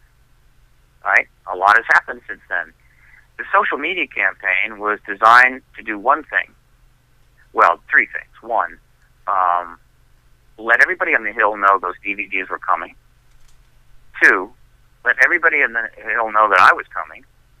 And 3, let everybody in the Hill know that we expect to get congressional hearings. All of this is to ensure, as much as possible, that those DVDs get looked at. Whether it's even 5 or 10 minutes, doesn't matter. Now, that social media campaign, as of today, has generated, we think, 1 million messages sent to Capitol Hill. Most of these are Twitter and Facebook posting. Nice. And then there's a certain number of emails that have been sent. 1 million. And we expect that it'll reach 2 million by the end of February. So, in addition to that, the Washington Times wrote a fairly solid article basically covering all of this in their political section. So that political section at the Times, like the Post, is read by virtually everybody on the Hill that wants to keep their job. So the announcement has been made. Now, this social media campaign is being run from 3 places. Home base is faxonwashington.org, F-A-X, on washington.org. 2 is disclosure.media, another website, and 3 is the Facebook page, the Disclosure Lobby. And people find at those locations the links so they can quickly find the email addresses, email form pages, the Facebook addresses, and the Twitter handles for the U.S. Congress. There's also information there of what message we want to get across, which is the one I just told you. Look at the DVDs, meet with Bassett, we want hearings. That's what's been raining down on Capitol Hill now for 2 months. The social media is the social media campaign is working out very, very well. Powerful. By the way, it's international. Right. These tweets are coming in from all over the world because anybody can tweet or Facebook post the members of Congress. There is no restriction. However, in terms of the email form pages, you're limited. You have to have a U.S. address, and you can then email any member of the Senate. But you can only email your representative in the House. But nevertheless, that's still 101 people. And so we are telling people, go to faxonwashington.org, go to disclosure.media, go to the Disclosure Lobby and the Facebook, and send as many tweets and emails and Facebook messages to as many members of Congress as often as you want between now and the end of February. And share it with everybody. So the social media campaign is underway. Now, in addition, on January the 7th, which was 4 days ago, we launched disclosure petition number 7, Congressional Hearings. It was posted to the White House website, We the People. It is part of it's part of the Congressional Hearing Initiative. It's not the key part, but it's important. It's designed to draw in more media attention and to create another facet to this. what's interesting about this is that that petition will remain on the White House website for all to see worldwide for 30 days. If it should get 100,000 signatures, it will remain on the White House website for the rest of Obama's presidential term. And it requires a response from the White House, which is going to be very, very awkward. Yes. And mostly, it's going to get a hell of a lot of media attention if we can get 100,000 signatures. However, whatever signature amount we get, I will be able to use that. Now, as of today, the petition has 6,700 signatures. It's running approximately 1,700 signatures for 24 hours. That's fine, but we've got to do a lot better. Right. So, for anybody that would like to see this truth embargo ended, for anybody that believes it's time for the American people to know the truth about the ET presence, I need you to go to factsonwashington.org or disclosure.media or the Disclosure Lobby Facebook page. Get the, use the links there and start tweeting, Facebook posting, and emailing. It doesn't take a lot of time. It's not hard, and it could have a significant impact. So if you're going to do it now. So that is what's underway. That's kind of the whole picture, except that I will soon begin approaching the offices directly, and of great importance, the mainstream media campaign, which has been somewhat delayed because of all of the really awful news going on around the world for the last 45 days, right. One after another. But, I don't want to merge on the freeway when there's that much traffic, but very soon I'll be on the Hill, but the mainstream media campaign will be getting underway shortly. And, of course, that is going to significantly drive all of this in the direction we want to go. So this is the most comprehensive effort ever to get full hearings on this issue from our Congress. Now, how many people want to help this? How many people want to step into this? They're all invited, not only in the U.S., but around the world. Let's find out how serious people really are to get this done. All right? All right. And I'll close by... yeah, go ahead. I'm going to put these links. We have a YouTube, and we put it up in archive after we get done. In the next day or so, this will hit YouTube, and we get quite a bit of views there. So I'm going to put these links on there and even annotize it or note it or whatever you call it on the video itself, so that when we're talking about this, that'll flash up there and they can go directly to those sites that you just mentioned. Excellent. Yeah, do everything you can. We need every signature we get. I agree. 100%. We need people on board. Ultimately, what I'm hoping will happen, barring somebody nuking a city or a massive plague, breaking out, or Yellowstone erupting, what I'm hoping to get is a commitment from one of the congressional hearing committees. There are 7 that are targeted to hold the hearings. Cool. Given that Washington is one giant rumor mill, that will be known by the press almost immediately, at which point the press, I think, is going to go into a rather hyperactive state. Really, for the first time on this issue, they're going to take it to up another couple of notches. The president, of course, will know about that very quickly. And my hope is the president will do what has been needed for some time, and that is send a representative to the Pentagon, cut a deal, so that the Pentagon and the president will be on the same page, and they'll each be able to provide the other with what they need to address and deal with disclosure and post-disclosure, and go in front of them and tell the American people the truth before the media goes into full feeding frenzy and descends upon the president, the White House, like a school of piranha, and starts chasing them up and down, Pennsylvania Avenue. I mean, we don't want that. We don't need that kind of thing. We saw it with Bill Clinton and that whole fiasco, and the issue was trivial. This is a major issue. That is not what we want. We want to see the government proactively dealing with things without having to be driven to it by hordes of screaming reporters. Not that I'm happy to see the hordes of screaming reporters. Don't get me wrong, but let the press go into that mode after disclosure, where they will be just as needed as they are now, and let the government get this done in a dignified way, because I think everybody is best served by that.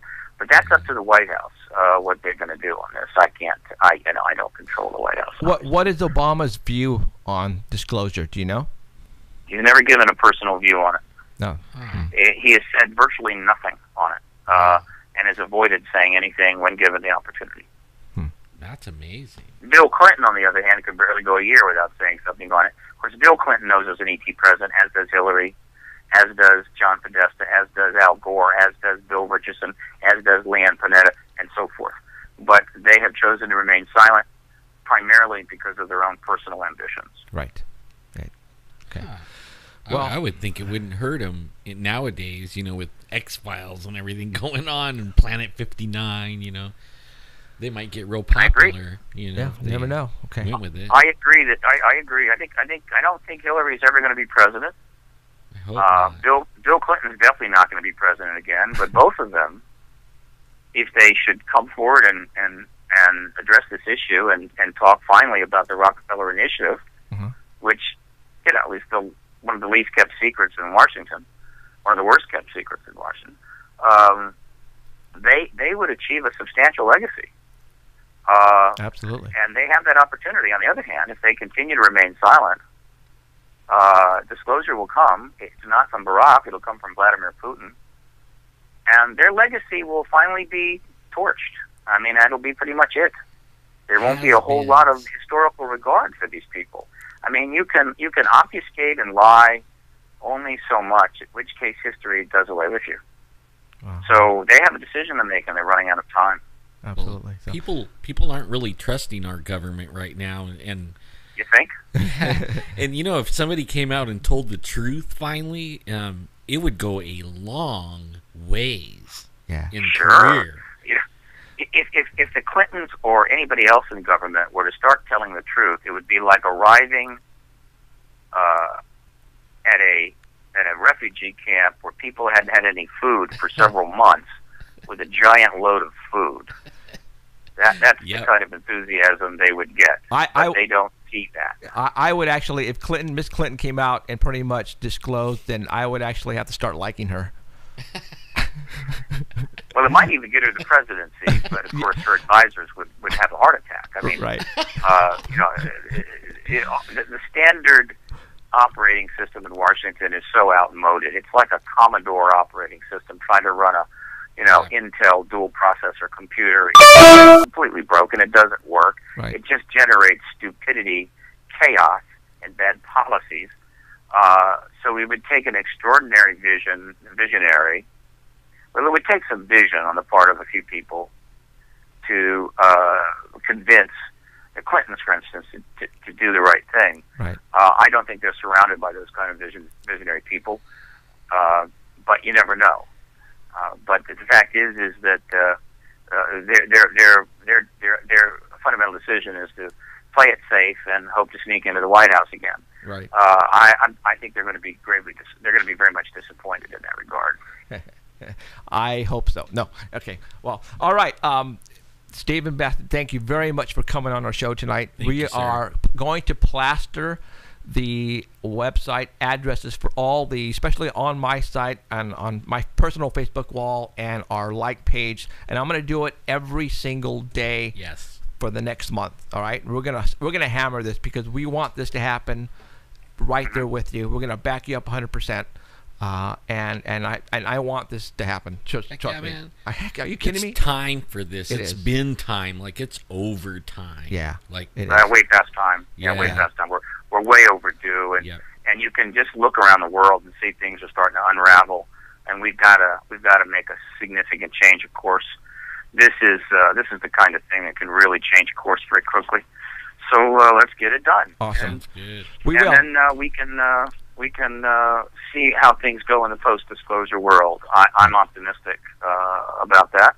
Me too. And I think every day more and more people are seeing it the same way. So let's get the job done, folks. Absolutely. All right, Stephen, thank you very much for coming on tonight, and hopefully we'll talk to you soon, okay? Go kick some butt. Steve. All right. Wow, that was cool. That was really cool. He pretty much thinking what we're thinking. Yeah. Right there. He's right there. He's thinking exactly what we're thinking about the space shuttle disclosure. The conditioning, how people will react. It's like, yeah, I mean, we've been pretty much saying exactly what he's saying. Well, I agree with him, and I think the government's been shooting themselves in the foot by being silent, and then, when they shut down the shuttle, they really didn't do anything. You know what I mean? It's like gone, and everybody, we always think of our country as like the firsts, Well, that one was like a major blow to everybody. I mean, that one, it's gone. Now what? Now we rely on other countries to get us to the space station, and really we're not. Everybody knows better. We're not. Right. We're flying around out there, and we're doing things, and what people are seeing, like Mickey the triangle, and all this stuff. We're seeing our own technology working, flying around. Yeah. And they're saying they're not nothing. And they're not hiding it anymore. No, not really. They're not. They're not. So. Okay. All right. We're going to take a real quick break, you guys. And then promise it'll be quick. And then, really quick. As a matter of fact, I'm not going to go any place. I'm going to stay here. You're going to see me in the shadows. But Alan's going to go take a restroom break. Yeah. And then come back. So, all right. We will. I'm just going to leave you with some music for a couple of minutes. And, Alan, go do your stuff. All right. We'll be right back, you guys. And then we're going to have Heidi Hollis and Norio Hayakawa after that. And, man, I know we're going to get into it with him. Trust me. It's just going to get good.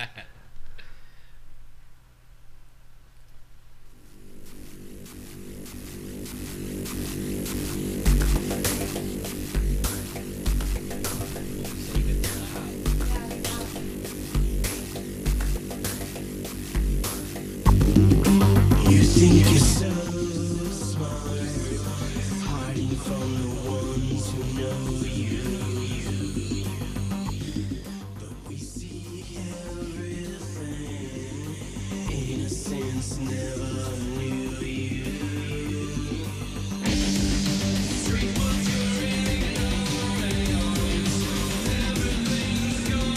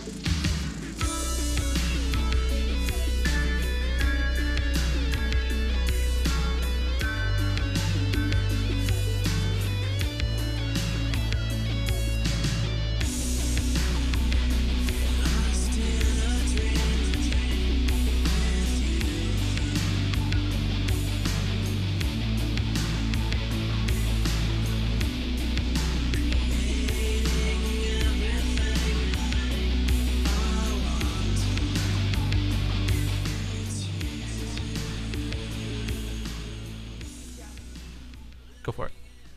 Okay, we're back.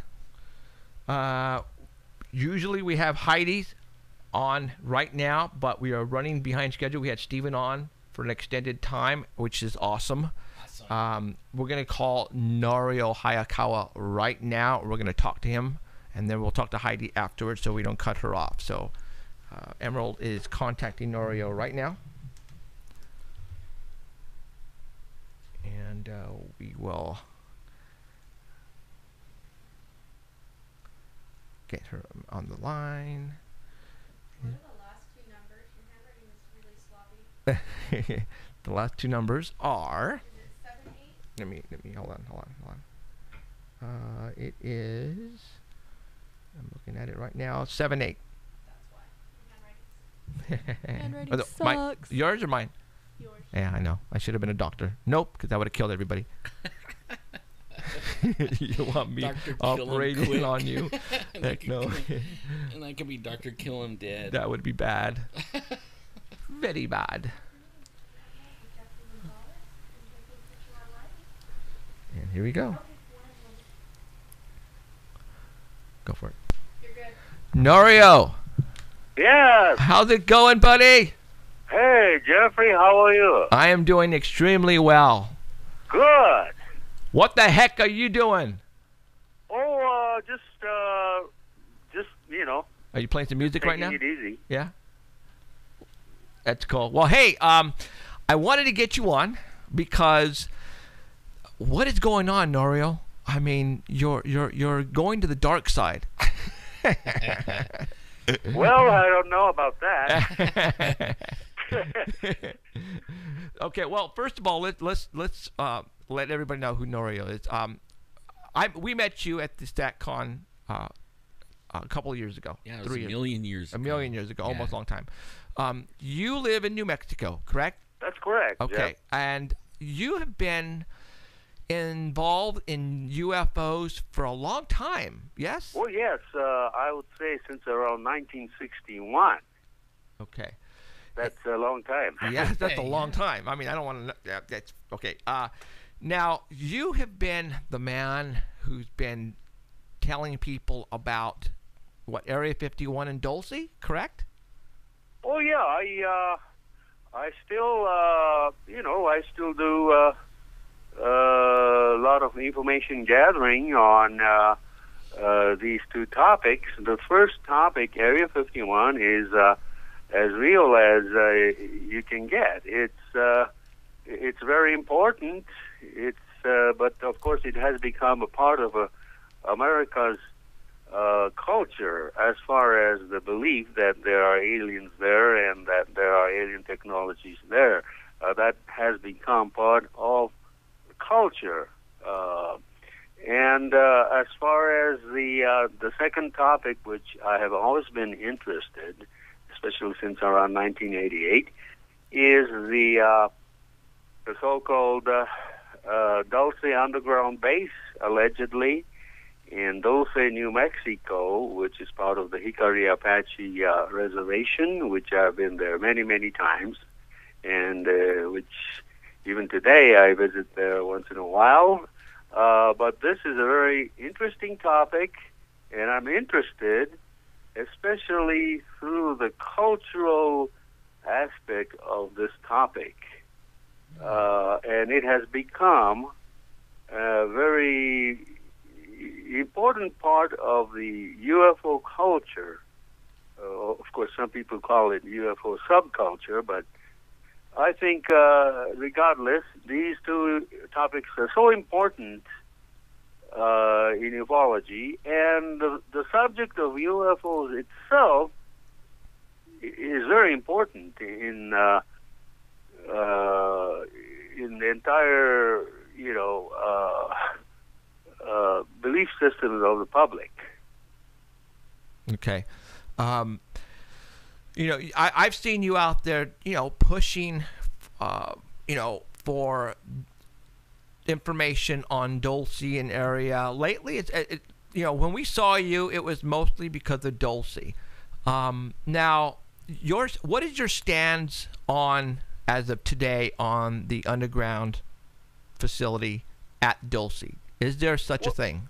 Well, first of all, this is a fascinating topic because we're talking about something that people have talked about for many, many years, especially since around the late 1970s. The legend or the story about the Dulce underground base has developed from the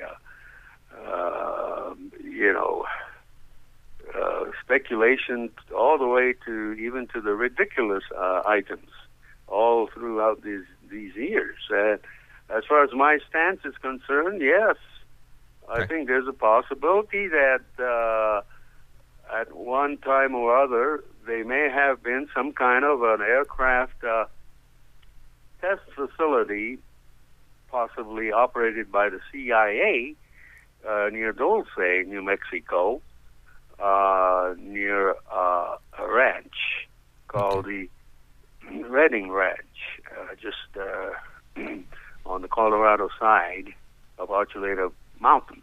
Okay. But so far it has been a speculation, regardless of how interesting it is. And of course, I have talked to so many people there in Dulce who believe that indeed there is a base there. But I have not seen any conclusive, physical, tangible, credible evidence so far that there is an actual physical base there. But regardless, I keep myself interested in this because, well, there may be more to the Dulce story. There may be more, something that's more realistic, and that is to say that that whole area may have something to do with the government's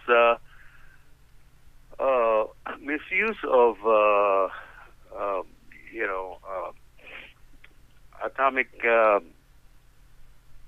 energy at one point in time, especially 1967, where the government, the Atomic Energy Commission, exploded a nuclear device near Dulce, 1967, and that may have caused some radiation in that area, affecting animals and affecting people.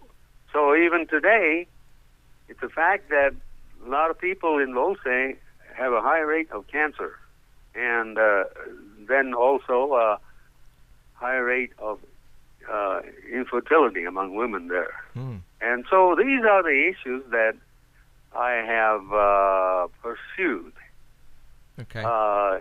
In the midst of the allegation that there's an alien base there, but I haven't seen any evidence for any alien base there. Okay. Now, the information that you've been getting, obviously everybody knows who you are that's involved in the UFO phenomena. You've been at it for a while.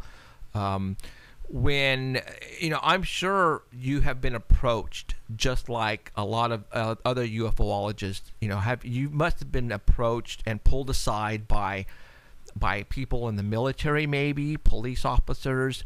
The people more where I want to go with this is the military. Have anybody from the military or government has pulled you aside and says, you know what, there is something going on underground, but they don't say alien. It's more, like you said, CIA involvement. That's what I feel we have here in Fresno, California, is an underground facility controlled by the CIA as well. That's exactly the type of subject matter that interests me. And of course, it's common sense that a lot of military bases have underground levels, and underground systems are very important.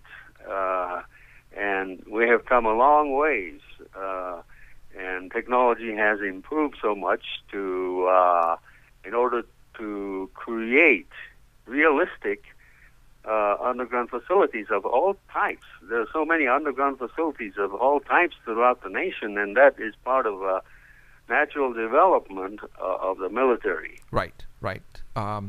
and I can understand. Before, like for example, when we interviewed you in Sacramento, and I don't remember the interview word for word, but were you back then actually outing that yes, there were aliens underneath? Because I remember, of a war the military had with some type of alien grays underneath Dulce. There's information printed on that, a book, I believe, and I remember you telling me about that. Well, I've always told about the various types of stories that have been going on. Okay. Just because I mentioned things like the allegation that there was a conflagration between the U.S. Delta forces and alien entities under Dulce in 1979, just because I bring up that topic doesn't indicate at all that I support that kind of belief system.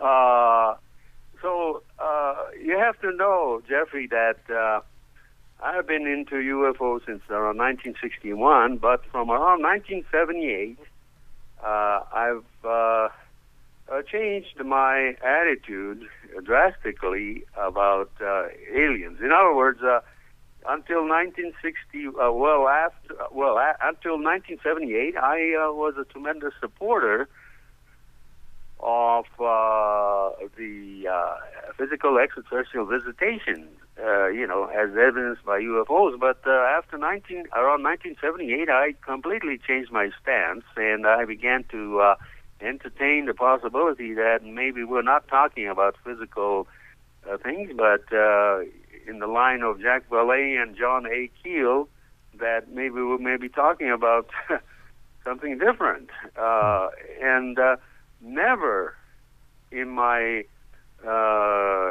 my UFO activity, especially since 1978, never have I ever mentioned that I believe that we are being visited by physical aliens here. Never once. Even though I have appeared on various programs such as the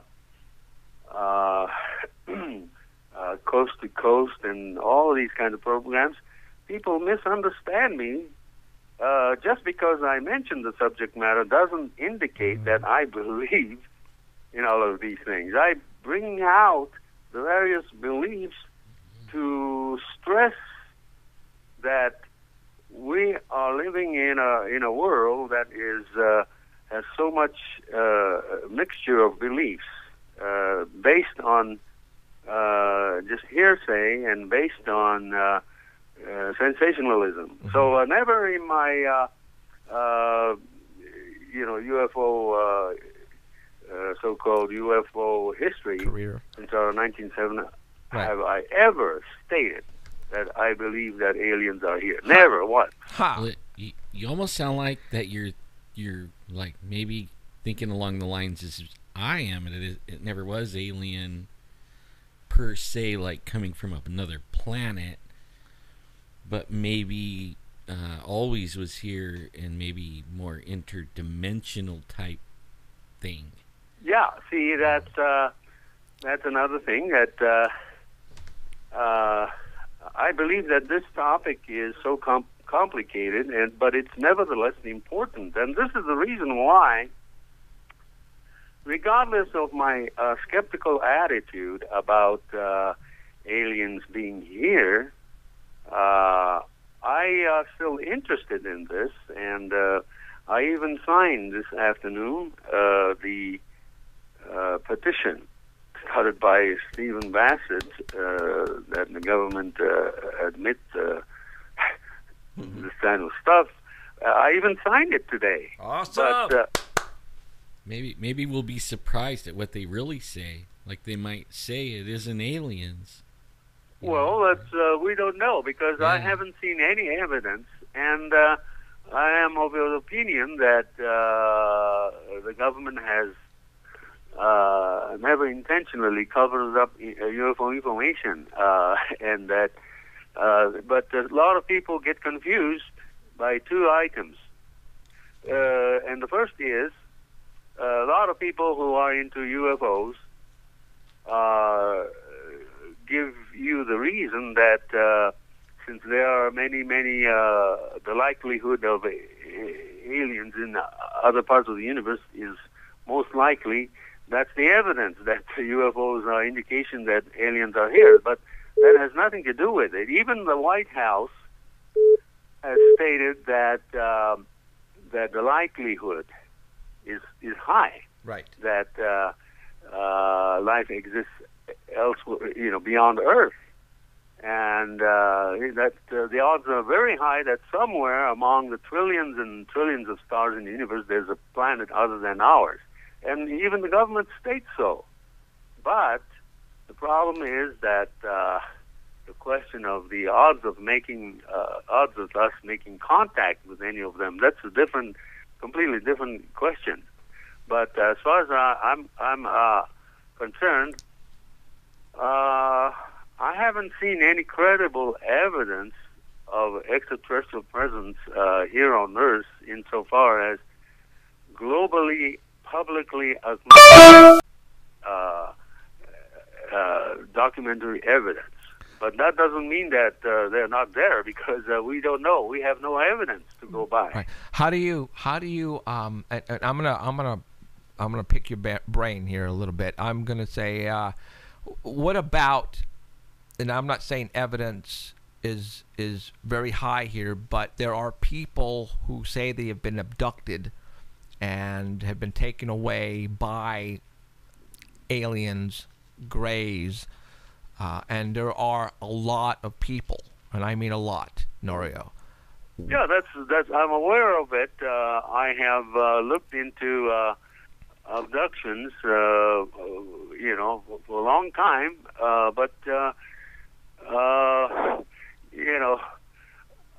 I haven't seen any items such as lighter or some kind of artifact, right, from any kind of abduction. And this is just one thing that I'm still waiting. And this is the reason why the bulk of the world's scientists and astronomers, when you talk about the extraterrestrial life, yes, most of them agree that there have to be other life elsewhere. But when it comes to UFOs as indication that we are being visited, that's a different story. And most of the world's respected scientists and astronomers seem to be skeptical that UFOs are indication that we are being visited. But it could be a different kind of a phenomenon that we still don't know. And that's why, I tell people that let's not come to a hasty conclusion that we are being visited by physical aliens. So what do you think, then, are possibly... Because, we talk a lot about different subjects, and we actually talk about religion here as well. And yeah, that's good. That's good, because it's part of the belief system, and it's very important to human beings to have beliefs. And I think this belief system are definitely part of human nature, and sometimes it's needed for many reasons.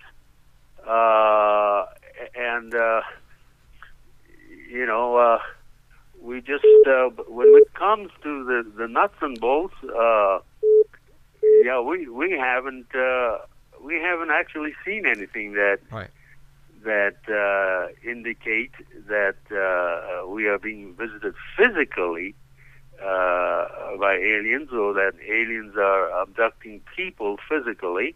Because I can't see any evidence, but this doesn't mean that those people are not experiencing some kind of a reality in their own experience. So I don't debunk any type of alien abductions, but until they come up with specific physical evidence, all we can do is just to speculate. Just to put it aside. Right. What I guess basically then for you is, its strongest evidence that we can get would be one landing on the front lawn of your house, a UFO, and then an alien coming out, or disclosure from the White House. Well, that's the ultimate belief is the worldwide physical documentation. That, as you mentioned, for example, the ultimate would be to have some kind of a worldwide, global, physical contact, which I haven't seen any. Right. But right. That doesn't mean that it cannot happen because we don't know. Well, after now, what, like 40 years of research, where do you think we're at, or what do you think might be happening? Well, we're at a point that's no different from where we started. Pretty much. So we haven't made any progress at all. All this, we've been at this for 60 years, 70 years, but it hasn't progressed anything. And maybe if they do exist, maybe they're not interested in contact, or maybe they're not interested in overt contact, as Dr. Jacques Vallée indicated that they're not interested, and if they exist, and so what can we do? We haven't made any progress, despite the. During the 1950s, there was a big UFO flying saucer movement, in the 50s and maybe in the 60s. But these days, it seems to me that the whole ufology is just repetitive things, cut and paste from old incidents, and there's actually nothing new in ufology.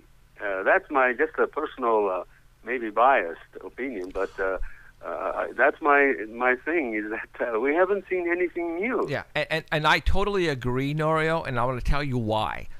Because every time I turn on the TV, it's either Area 51 or some type of crash that we have seen over and over and over again, like... and you know what I'm talking about. It's the same story. Yes. Over and over and over again, and I'm actually sick of that myself. I mean, that is the reason why I started doing what I'm doing now, not just involved in the talk show scenery, but as an investigator, because I am out there trying to get the best evidence as possible, not only about UFOs and aliens, but other phenomena that lays in the paranormal realm as well, because we need hard facts, evidence to prove. Exactly, that's true. I agree with you, and there's nothing wrong in continuing to research and continuing to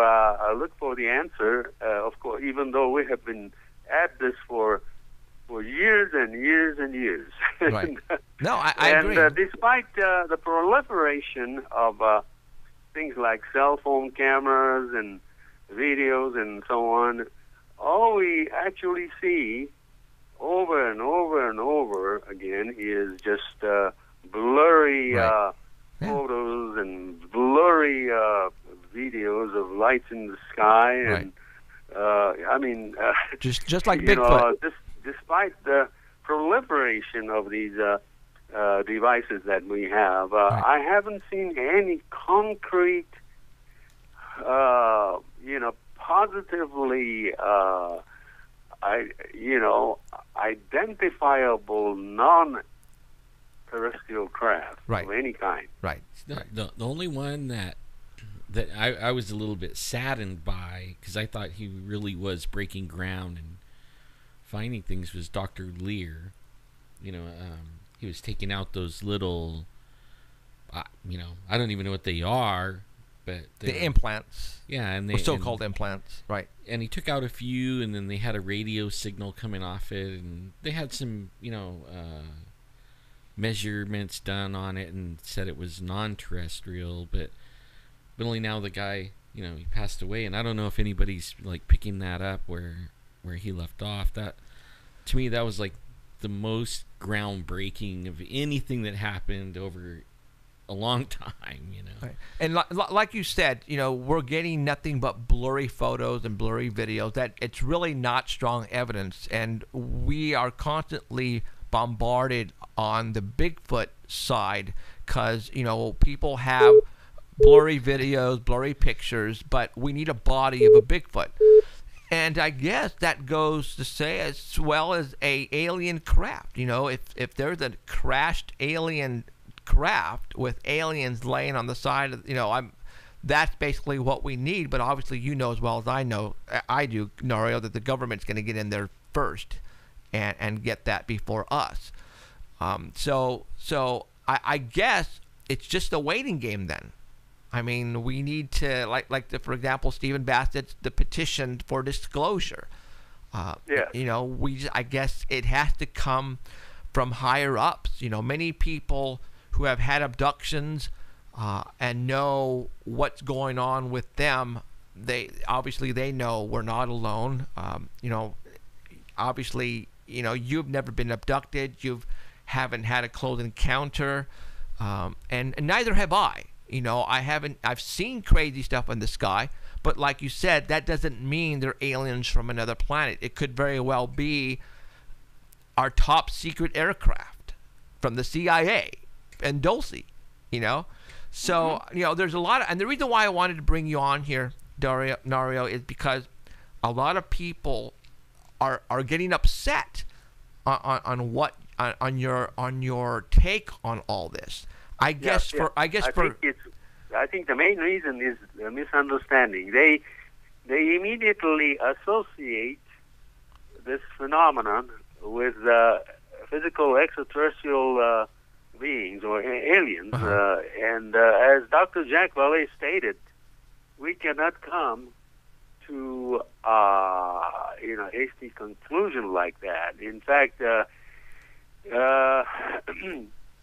if this were the case, the whole world would have known it. And so this is the reason why I don't really think that the government is doing their best to, cover up UFO information. There's nothing to cover up because, if you look at all the declassified documents, blacked out documents, and even classified documents that people like Stanton Friedman shows, just because they are blacked out does not indicate that they're talking about aliens, or they're covering up aliens, and because there are many items that the government, the military especially, doesn't want revealed, like names of people or names of important locations or important operations, which has nothing to do with the UFOs.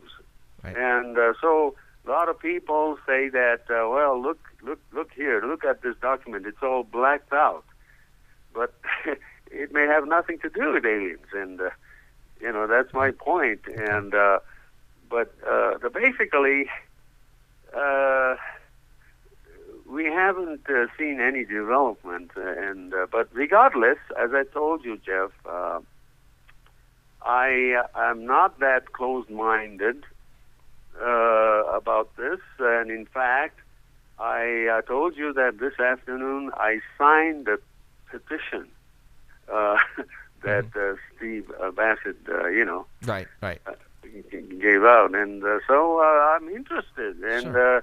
But whether we're going to get 100,000 signatures, I don't know. We only have about 7,000 signatures, and trying to get 100,000 signatures by February the 15th or the 6th, I think it's probably very difficult because the majority of the people, the mainstream, consider the topic of UFOs as part of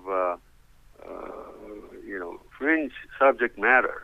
And, well, to some people say it's unfortunate, but let's look at from the realistic viewpoint that most of the news networks, publications, newspapers, respectable magazines, the Scientific American, and all these, based on science, right. have not accepted ufology as a legitimate field. And, well, some people say that's unfortunate, but we have to look at both sides. And that's why, even though I tend to be skeptical about UFOs and aliens, I keep an open mind. Okay. I just wanted to clarify this because, you were getting a lot of slack on Facebook within the past week that I have been seeing. And I just wanted to clarify that because, I know you, a lot of people know you from forever because you've been involved in UFOlogy forever.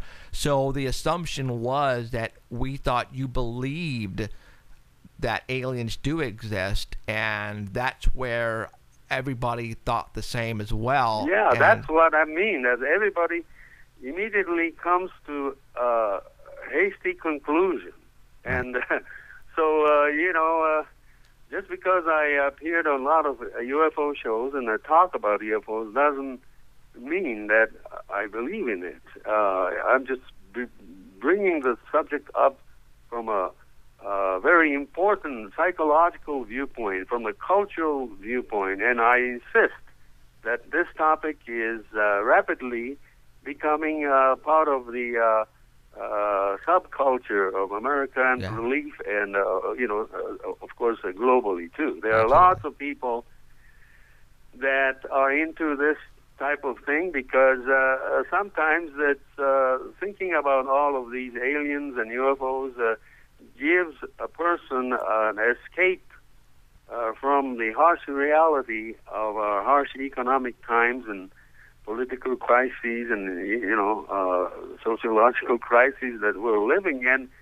Something like this always gives some kind of something to look forward to. It's almost like religion, unfortunately. Well, I wake up every day and thinking, this is going to be the day that someone, I do too. Someone is going to shoot a Bigfoot, or is there a UFO going to land on the White House lawn? That's the stuff that I look forward to. It keeps me going because it's their childhood,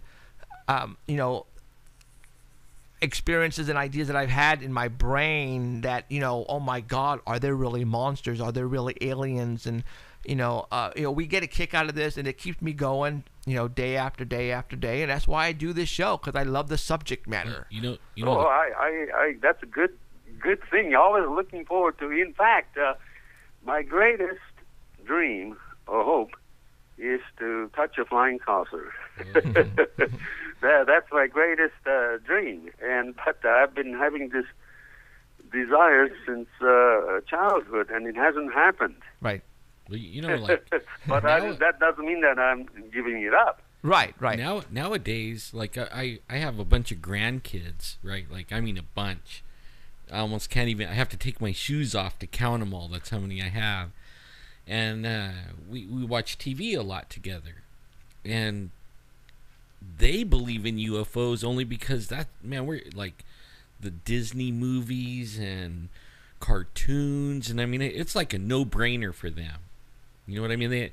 Just because it's on TV, they believe it. They run around talking about it like it's nothing to them. Right. It's kind of weird how the TV, like in our culture, how that's becoming like it's rock solid belief, and with no evidence except for a movie and cartoons. Right. And the You're kids right. People watch programs such as Ancient Aliens and this and that on History Channel, and that is part of a way to escape from certain reality, and it's a good conduit for escapism. And it's just it's like an entertainment. Ufology is really entertainment to a lot of people.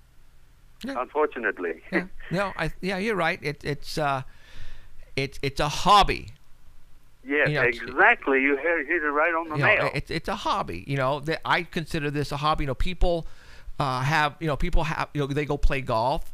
They do different things. This is my hobby. We chase UFOs and Bigfoot. Yeah, we chase UFOs and Bigfoot. That's what we do.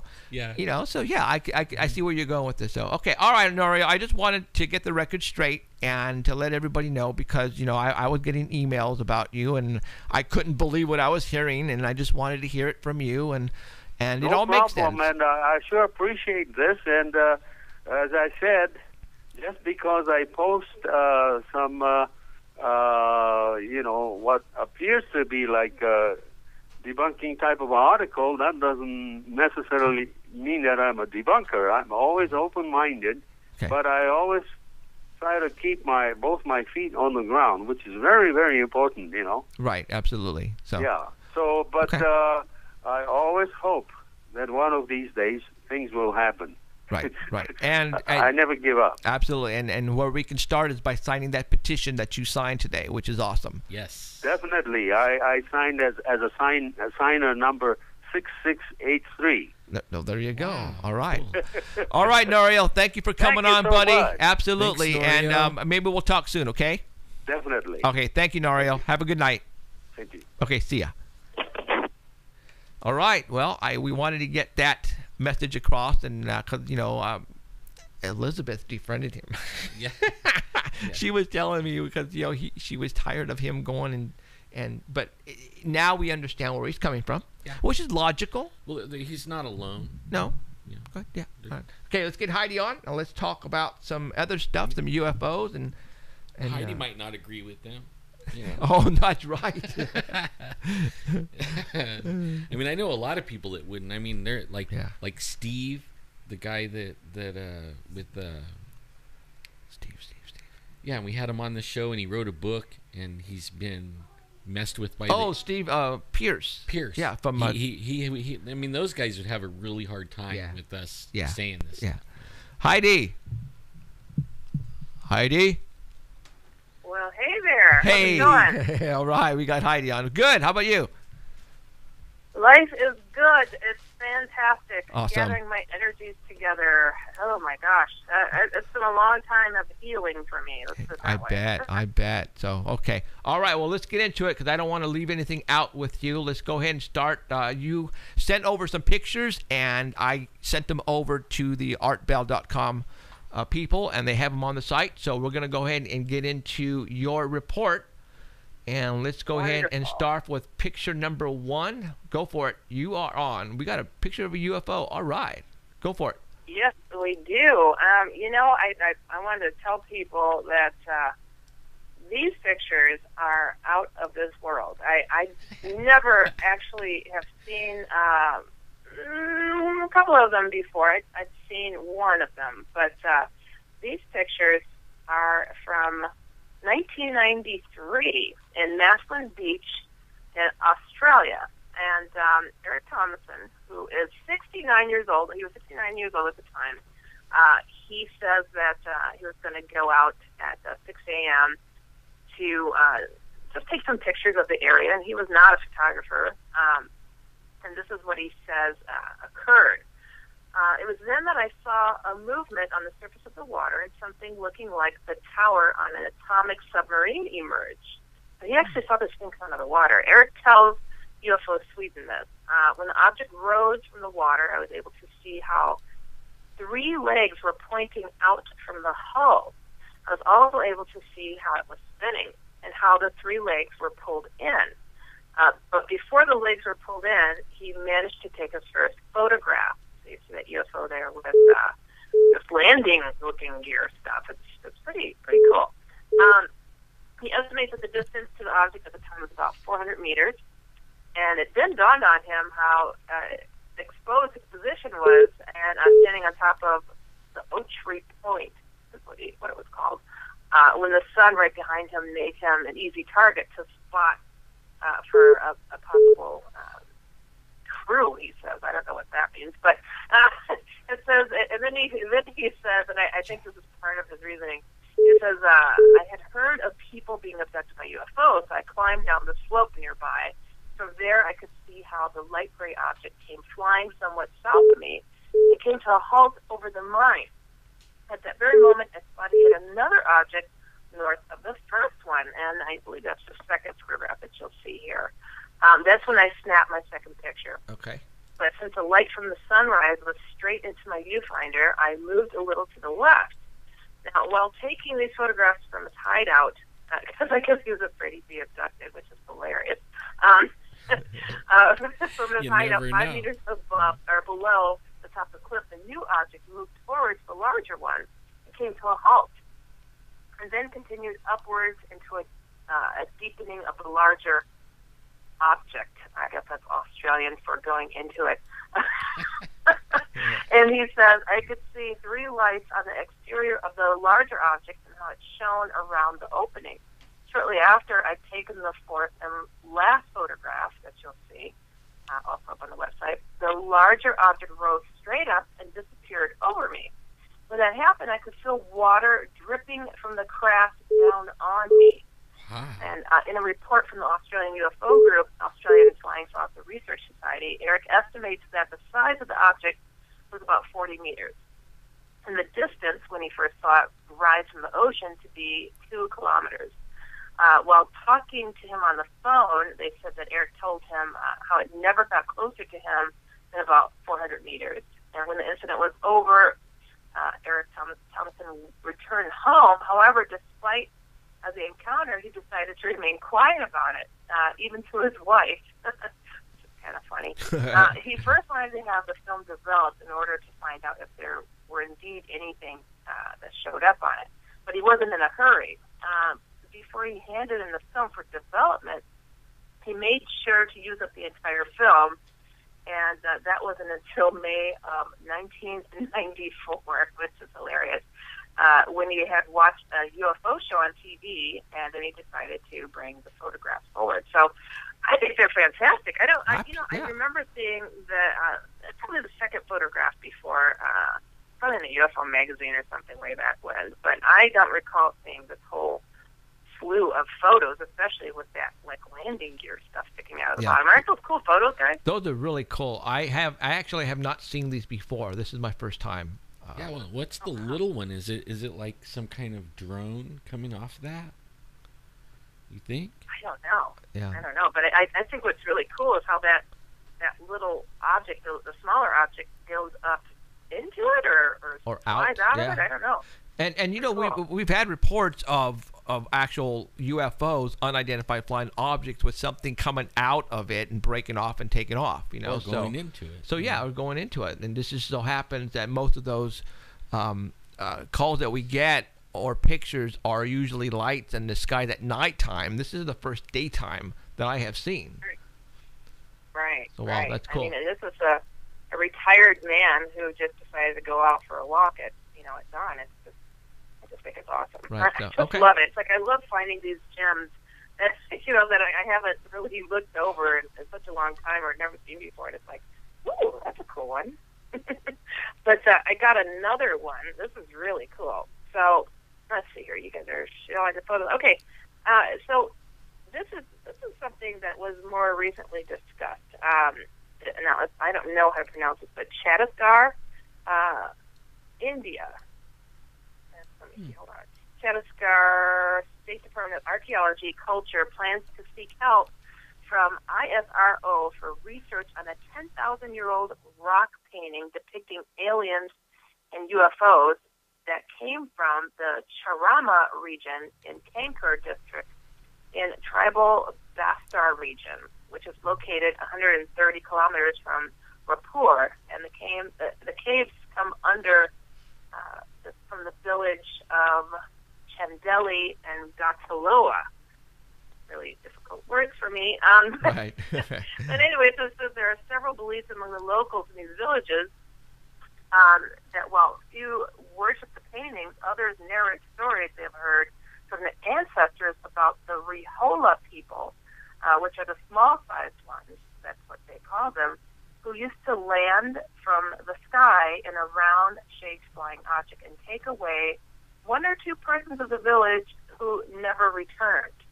And as you could see on some of these, the more orange-looking people, it's like, I wonder, it's like, are those the people being taken, or are these the alien-looking beings that are kind of gathering underneath the craft? And there's a very, very, very distinctive red outline of a drawing of what looks like a craft, very much like the UFO we're just discussing with the landing gear. Right. Wow, I know. It's pretty freaky. It is. I mean, back then, we were discussing Jacob's Ladder. I don't think it's showing that. It's not. Oh, you're right. It isn't. My bad. Okay, there it is. There are sightings, and I wanted to recite that. I'm going to wait till next week. I'm not going to even talk about it. Okay. But there's sightings of this type of stuff in the Bible, Heidi. Oh yeah. So. Well, I think yeah. that we've been in stuff. the. And I love this third picture that has like just a straight up looking gray alien being walking along with a really bad case of fingernail distortions. I don't know.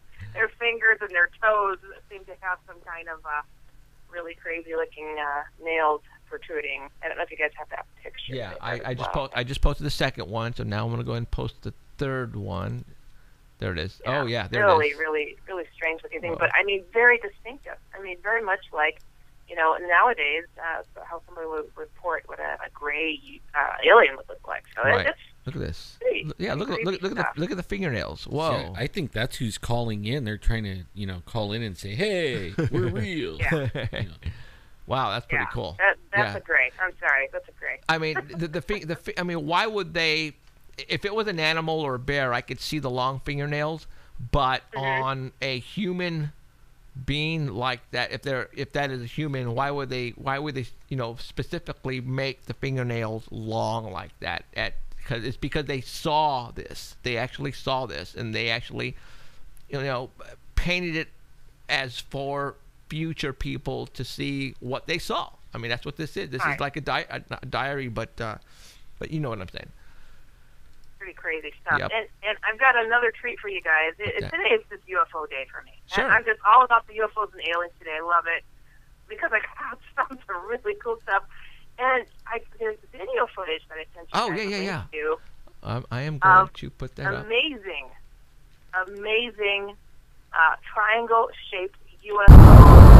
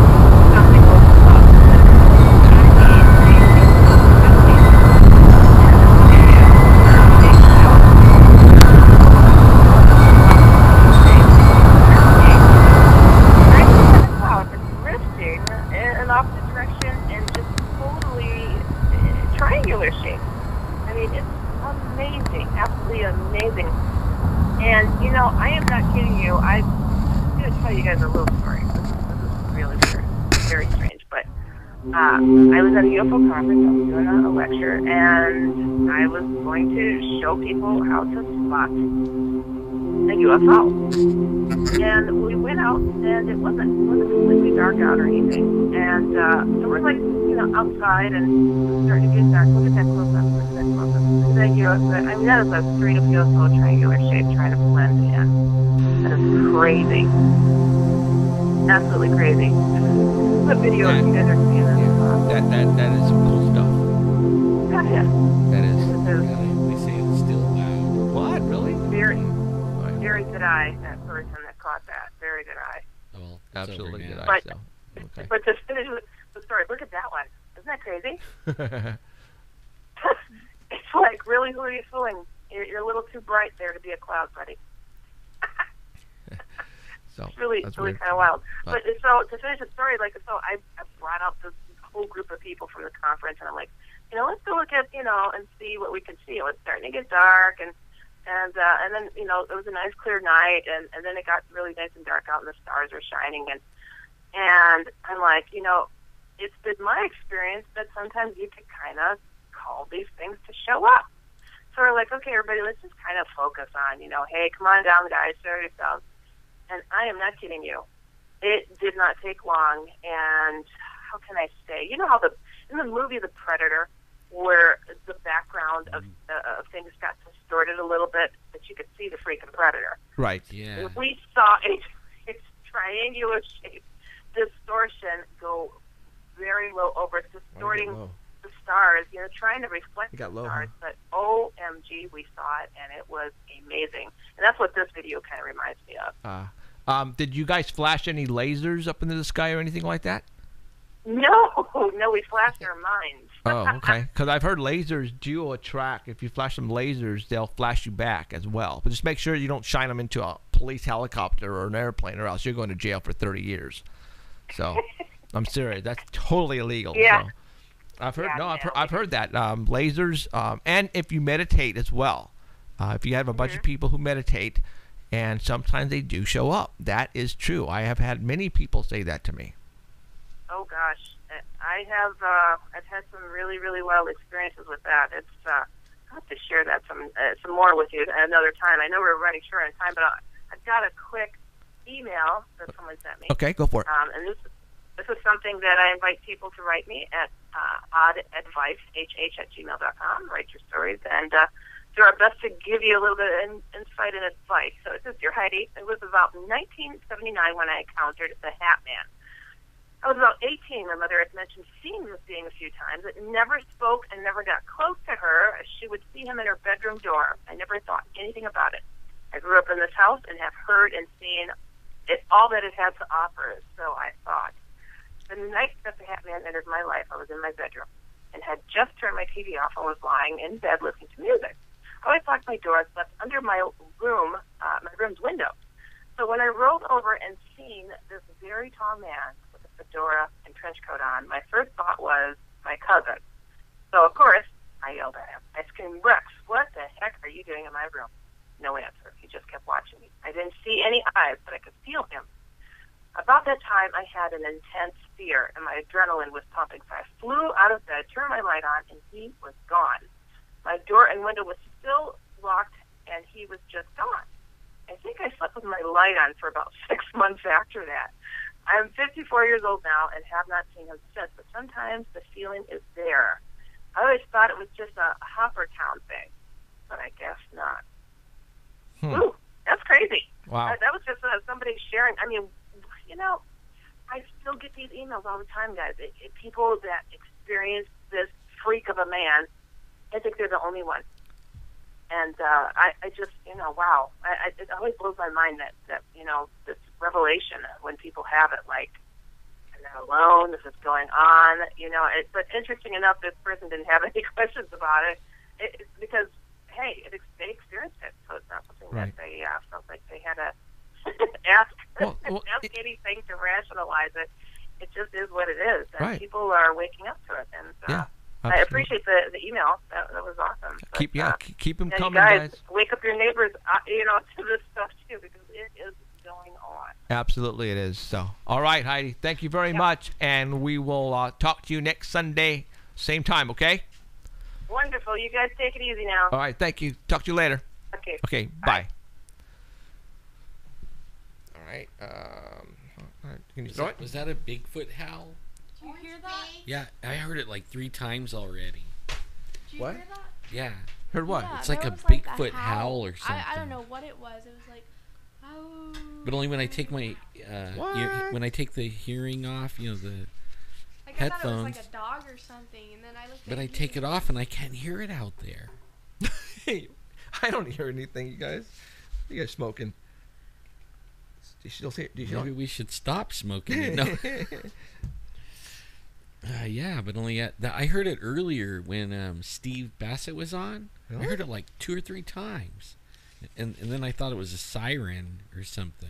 No, that didn't sound like a siren. Now the dogs were barking. Did you hear the dog? Yeah. I mean, did that? Yeah, but only no. This is like it sounds like way off in the distance, and it sounds like a howl, and a long one too. Like it goes on and on and like on. Like a deep wolf howl. Like yeah. Deep. Yeah. Weird. That's weird. Like maybe Bigfoot's running up and down the train track back here. Huh. Okay. He's coming to debunk things too. You know, like, hey, you guys say I'm not real? Check this out. I'm gonna throw a rock through your window. We got 10 minutes. Okay, so I want to read you a little thing before we exit out of here, and then I'll leave with that. But we still got 8 minutes, right around there. So, wow, what a night! It's UFOs all night here, folks. I mean, if you haven't had a UFO fix, tonight was the night. I mean, Heidi left it off with some good pictures and a good video. Obviously, we had Stephen Bassett on, and I am going to say, please, everybody, go and sign that petition. Alan will put it on the website pretty soon. Yeah, it'll take me a little while to do all this stuff. Yeah, so. I have it right now on my wall at Jeffrey Gonzalez on Facebook, and I placed it also on the Paranormal Central like page as well. I will be posting it every day, and I want all you guys to please share that and share it everywhere. Let's get a lot of signatures. Obviously, we're only at 6,800 right now. We need 100,000. Do you imagine? I mean, just right now, though, that petition is on the White House government website. Okay, it's .gov in order to go sign it. Okay, so is that why nobody's signing it? They're afraid. No, yeah, really. Everybody, man, they're like, I ain't gonna let them track me. I mean, I got friends that put little pieces of tape over their camera on their phone and stuff like that. I do that on my computers. Yeah, they were telling me their computer, their laptop. I do that on my laptop. They're afraid of, the government is all seeing, Yeah. Well, I mean, you know what? I really believe that for some reason, I don't know, I just feel it, and you feel it as well, but it might not be the disclosure thing that we're feeling. I think you're feeling something else. I don't know. I think you're feeling more of a bad thing. Is that what you're feeling? Ellen? No? I just think that things are coming that I think everybody knew about it for a long, long, long time, and here it is. We're living in them days. Yeah, and we're not saying in days. I'm not even saying it's bad. I'm just saying we're in a transition time, and whatever we thought we knew is going to be turned upside down. And I mean it for everyone across the board. People are going to freak. Yeah, and that's what I don't even know at all. I'm just saying we're at this place where everything we thought we knew is going to go boop, and our eyes are going to be open, and we're going to actually know the truth. And I don't know what it's going to do to everybody, but it's going to happen. And I think that's where Stephen is going with the Disclosure Project. Yeah. I think we Cheryl and I were talking about it, that people's eyes are now opening. People are opening up, even the third eye. People are experiencing out of this world type of feelings. So it's pretty scary. So what I'm going to do right now, we got 3 minutes left, is I am going to read you a little bit from Zachariah Stitchin, The Genesis Revisited. Stitchin. This is him talking, all right?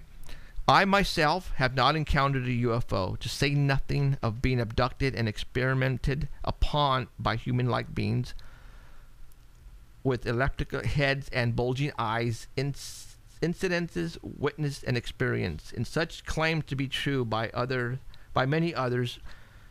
But when asked for an opinion whether I believe in UFOs, I sometimes answer by telling a story.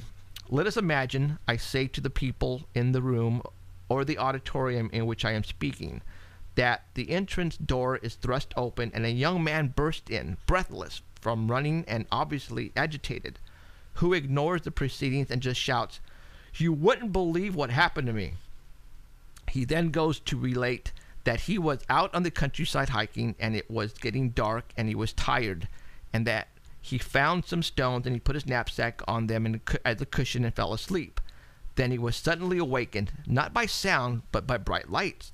He looked up and saw beings going up and down a ladder.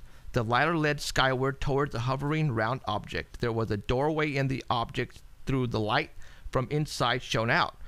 Silhouetted against the light was the commander of the beings. The sight was so awesome that our lad fainted.